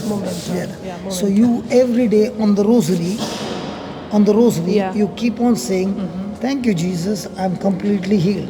Tehát minden nap a rózsafüzéren végig tetszik mondani, hogy köszönöm Jézus, hogy teljesen meggyógyítottál. Sagen ihn. Ich danke dir, Jesus, dass ich komplett geheilt bin. Köszönöm, Jézus, hogy meggyógyítottál. Very good. Just give me the rosary.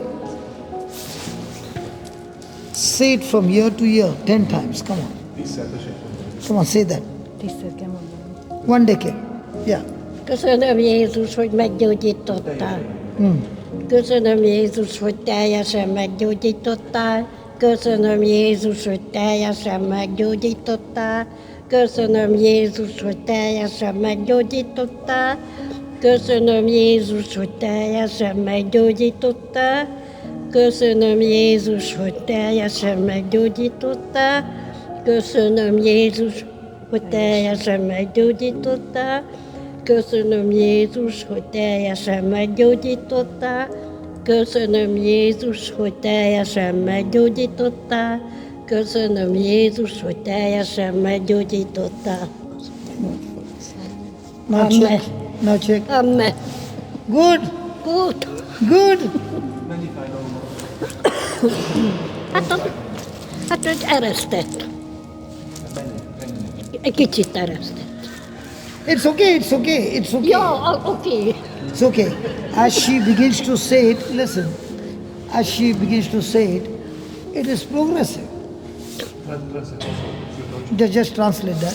As she begins to say it, Also wenn sie das zu sagen beginnt, it is progressive.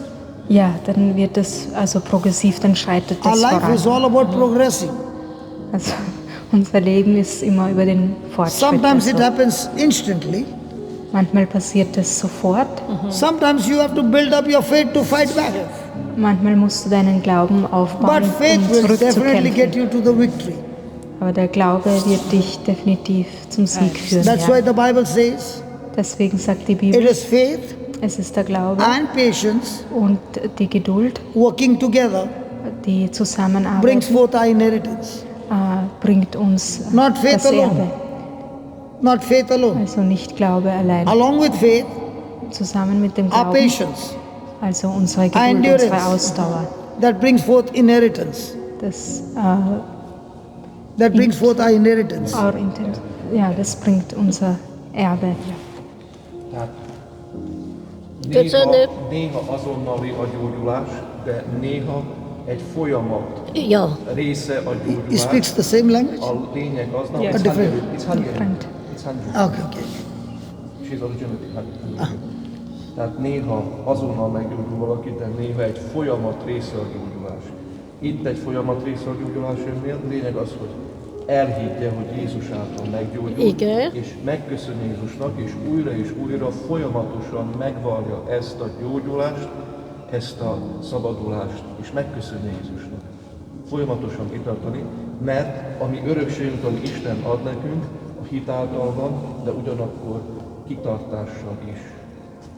Kitartani. A hit. Isten vezet. Thank you. Danke you. So we can just write down the notes that we just studied. Also jetzt könnt ihr die Notizen aufschreiben, die wir jetzt studiert haben. The enemy wants us. Also der Feind möchte das. The enemy wants us. Can you write down? Write down. Der Feind möchte das. To believe and confess. Zu glauben und zu The enemy wants us to believe and confess the wrong things. Also der Böse, der Feind möchte haben, dass wir die falschen Dinge glauben. The enemy wants us to believe and confess the wrong things. Also der Feind möchte, dass wir die falschen Dinge glauben. So that we can be defeated by our own words. So that damit wir durch unsere eigenen Worte we can be besiegt werden. defeated Dass wir durch unsere eigenen Worte besiegt werden. by our own words. Durch unsere eigenen Worte. To be free of this bondage, Um frei von dieser Bindung zu sein. to be free of this bondage, Um frei zu sein von dieser Bindung, we must think, müssen wir denken, believe, müssen wir glauben, we must think, müssen wir denken believe, und glauben and speak und sprechen in line with the word of God. in entsprechend dem Wort Gottes, in Übereinstimmung mit dem Wort Gottes. To be free of this bondage, Um frei zu sein von dieser Bindung, we must think, müssen wir denken believe, und glauben and speak und sprechen in line with the Word of God. in Übereinstimmung mit dem Wort Gottes. As Christians, Als Christen, as Christians,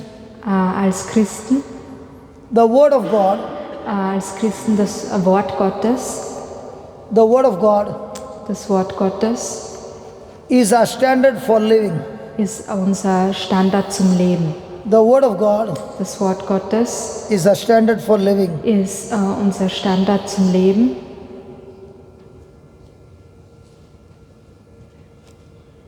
The Word of God is our standard for living. Das Wort Gottes ist unser Standard zum Leben. How we think, Wie wir denken, how we think is based upon the images, ist abhängig von den Bildern, is based upon the images ist abhängig von den Bildern and words und Wörter, we are exposed to. denen wir ausgesetzt sind. How we think Wie wir denken, is based upon the images ist abhängig von den Bildern and words we are exposed to. und Wörtern, denen wir ausgesetzt sind. Words determine the way we think. Die Wörter entscheiden, wie wir denken. Words determine Die Wörter beeinflussen, wie wir denken. the way we think. Die Art, wie wir denken. The way we think Die Art, wie wir denken. determines the way we feel. Also die Art, wie wir denken, bestimmt die Art, wie wir uns fühlen. The way we think Die Art und Weise, wie wir denken, determines the way we feel. entscheidet die Art, wie wir uns fühlen. And the way we feel Und die Art, wie wir uns fühlen, and the way we feel und die Art, wie wir uns fühlen, determines the decision we make. bestimmt die Art, decisions we make, bestimmt die Entscheidungen, die wir treffen. The way we feel Die Art, wie wir fühlen, determines the decision we make. die Art, wie wir uns the way we think determines The way we feel the way we feel. determines the decisions we make. Also die Art, wie wir uns fühlen, beeinflusst, wie wir entscheiden. The way we think Die Art, wie wir denken, determines the decision we make. beeinflusst die Entscheidung, die wir treffen. Words are the most powerful things in the universe. Wörter sind die meist mächtigsten Dinge im Universum. Words are the most powerful things in the universe. Wörter sind die meist mächtigen Dinge in der Welt, im Universum. Unbelief caused Jesus' disciples. Unbelief caused Jesus' disciples Also der Unglaube der Jünger hat verursacht, to fail casting a demon out of a boy. hat die Jünger darin verfehlen lassen, dass sie es verunmöglicht, dass sie einen Dämon aus einem Jungen austreiben. Unbelief caused Jesus' disciples Also der Unglaube hat die Jünger von Jesu es verunmöglicht, dass sie einen Dämon aus einem Jungen ausgetrieben haben. to fail at casting demon out of a boy. Okay. We must believe the word. Also wir müssen dem Wort Gottes glauben. We must believe the word of God Wir müssen dem Wort Gottes glauben with our hearts. mit unseren Herzen. We must believe the word of God Wir müssen dem Wort Gottes glauben with our hearts. mit unseren Herzen.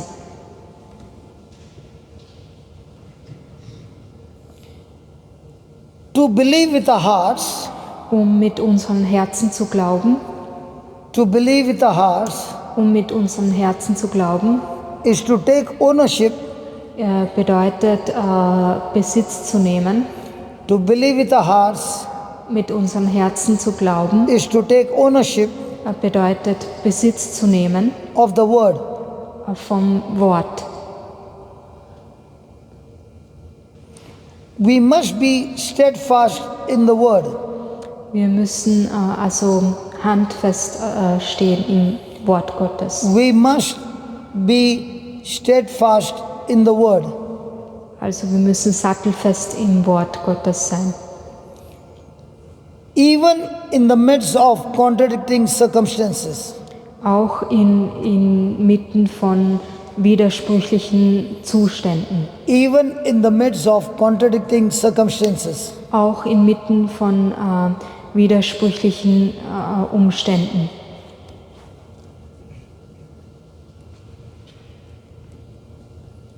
In the beginning, Am Anfang, in the beginning, am Anfang God spoke faith-filled words. Am Anfang hat Gott glaubenserfüllte Worte gesprochen. God spoke faith-filled words. Hat Gott glaubensvolle Worte gesprochen.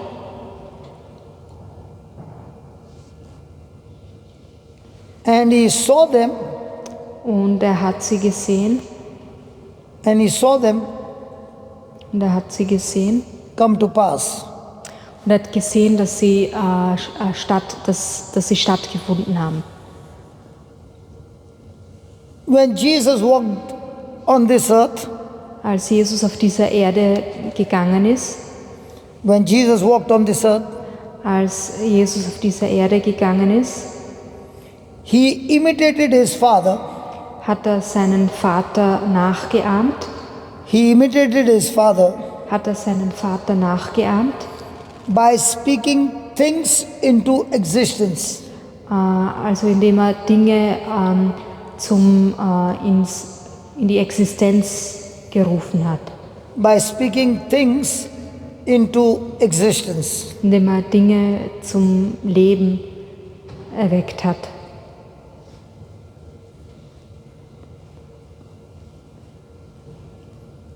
Likewise, Genauso, we must be imitators of God. genauso sollen wir Gott nachahmen. Likewise, we must be imitators of God. Genauso sollen wir Nachahmer sein.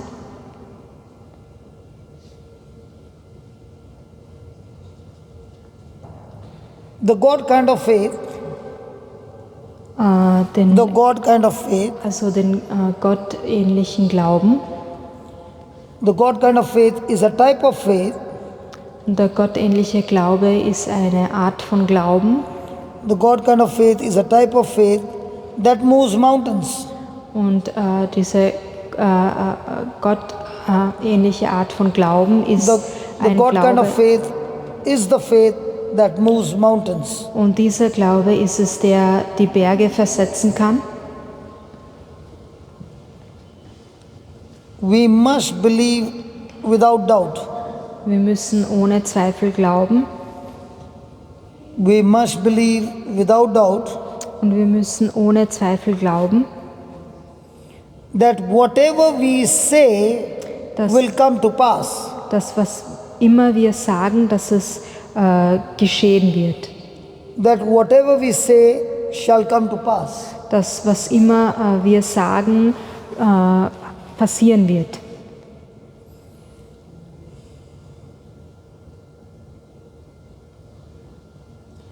All things are possible. Alle Dinge sind möglich. All things are possible Alle Dinge sind möglich for those who believe. für jene, die glauben.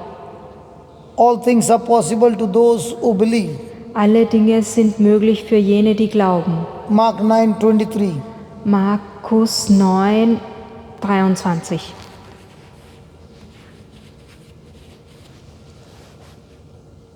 Our spoken words, Unsere gesprochenen Wörter, unsere gesprochenen Wörter set spiritual laws in motion. set spiritual Laws in motion. also haben spirituelle Gesetze in Bewegung gesetzt. Our spoken word sets spiritual laws into motion. Unsere gesprochenen Worte setzen spirituelle Gesetze in Bewegung. A law is an established principle. A law is an established principle. Das Gesetz ist ein erstelltes Prinzip. A law is an established principle Also ein Gesetz ist ein erstelltes Prinzip, that will work for anyone, das für jeden arbeitet, that will work for anyone das für jeden arbeitet, who gets involved with it. der damit involviert wird. That will get involved with it. Für jeden, der damit involviert wird. Spoken words program, Also gesprochene Wörter programmieren, spoken words program also gesprochene Wörter programmieren our spirits unseren Geist for success or failure. für Erfolg oder Niederlage. Spoken words program our spirits for success or failure. Also gesprochene Worte programmieren unseren Geist für Erfolg oder Fehler, Misserfolg. Also. Words are spiritual containers. Wörter sind spirituelle Container. Words are spiritual containers. Wörter sind spirituelle Container. They carry either faith or fear. Sie tragen entweder Glauben oder Angst. They carry either faith or fear. Sie tragen entweder Glaube oder Angst.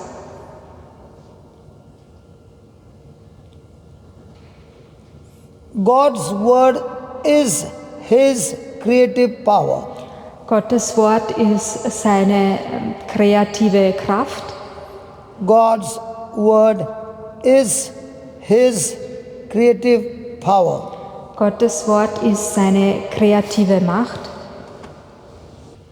God's creative power, Gottes kreative Kraft, God's creative power Gottes kreative Kraft, is formed in our hearts. Gottes kreative Kraft wird in unseren Herzen gebildet. God's creative power Gottes kreative Kraft is formed in our hearts wird in unseren Herzen gebildet, when we plant His word, wenn wir sein Wort pflanzen, when we plant His word wenn wir sein Wort einpflanzen, within us. in uns einpflanzen. Out of the abundance of the heart, Out of the abundance of the heart, heraus aus der Fülle des Herzens, out of the abundance of the heart, heraus aus der Fülle des Herzens, the mouth speaks. spricht der Mund. Out of the abundance of the heart, the mouth speaks. Aus der Fülle des Herzens spricht der Mund. Last line, very important line. Die letzte Zeile ist eine wichtige Zeile. His creative power is released Seine kreative Kraft wird ausgelöst. His creative power is released Also seine kreative Kraft wird aktiviert, wird herausgelöst. when we speak the word. Wenn wir das Wort Gottes sprechen, when we speak the word, wenn wir das Wort Gottes sprechen, that has been incubating in our hearts. das in unseren Herzen eingenistet ist. That has been incubating in our hearts. Das in unseren Herzen eingenistet ist. That has been incubating in our hearts. Das in unseren Herzen eingenistet ist. Faith-filled words. Worte, die mit Glauben erfüllt sind. Faith-filled words. Worte, die mit Glauben erfüllt sind. Flowing from our hearts. Die von unserem Herzen fließen. Flowing from our hearts. Die von unserem Herzen fließen. Gives us victory. Gibt uns den Sieg. Fear-filled words. Angsterfüllte Worte.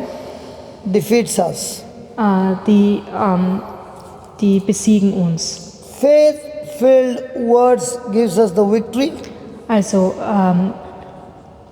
mit Glauben gefüllte Worte geben uns den Sieg. Fear-filled words give us the defeat. Und mit Angst erfüllte Worte geben uns die Niederlage. So thank you everybody. Also danke an alle. Father, thank you for these principles. Danke, Vater, für diese Prinzipien.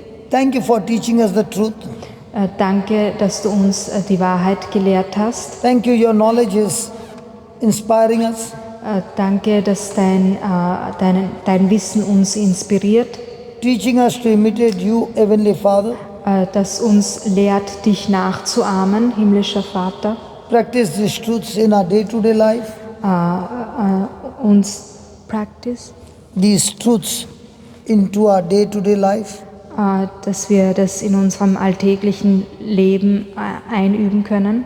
And live the supernatural life that you came to give us. Und um das supernatürliche Leben zu leben, das du uns gegeben hast. We thank you for this mercy. Wir danken dir für diese Gnade, for forgiving us, dass du uns verziehen hast. And strengthening us. Und dass du uns stärkst. With joy. Mit Freude. Understanding the truth. Die Wahrheit zu verstehen. We thank you for this Wir danken mystery, dir für das Geheimnis, this anointing, diese Salbung, that you have given us, die du uns gegeben hast, to understand this truth. Um diese Wahrheit zu verstehen. In Jesus' name we pray. In Jesu Namen beten wir. Amen. Amen. Amen.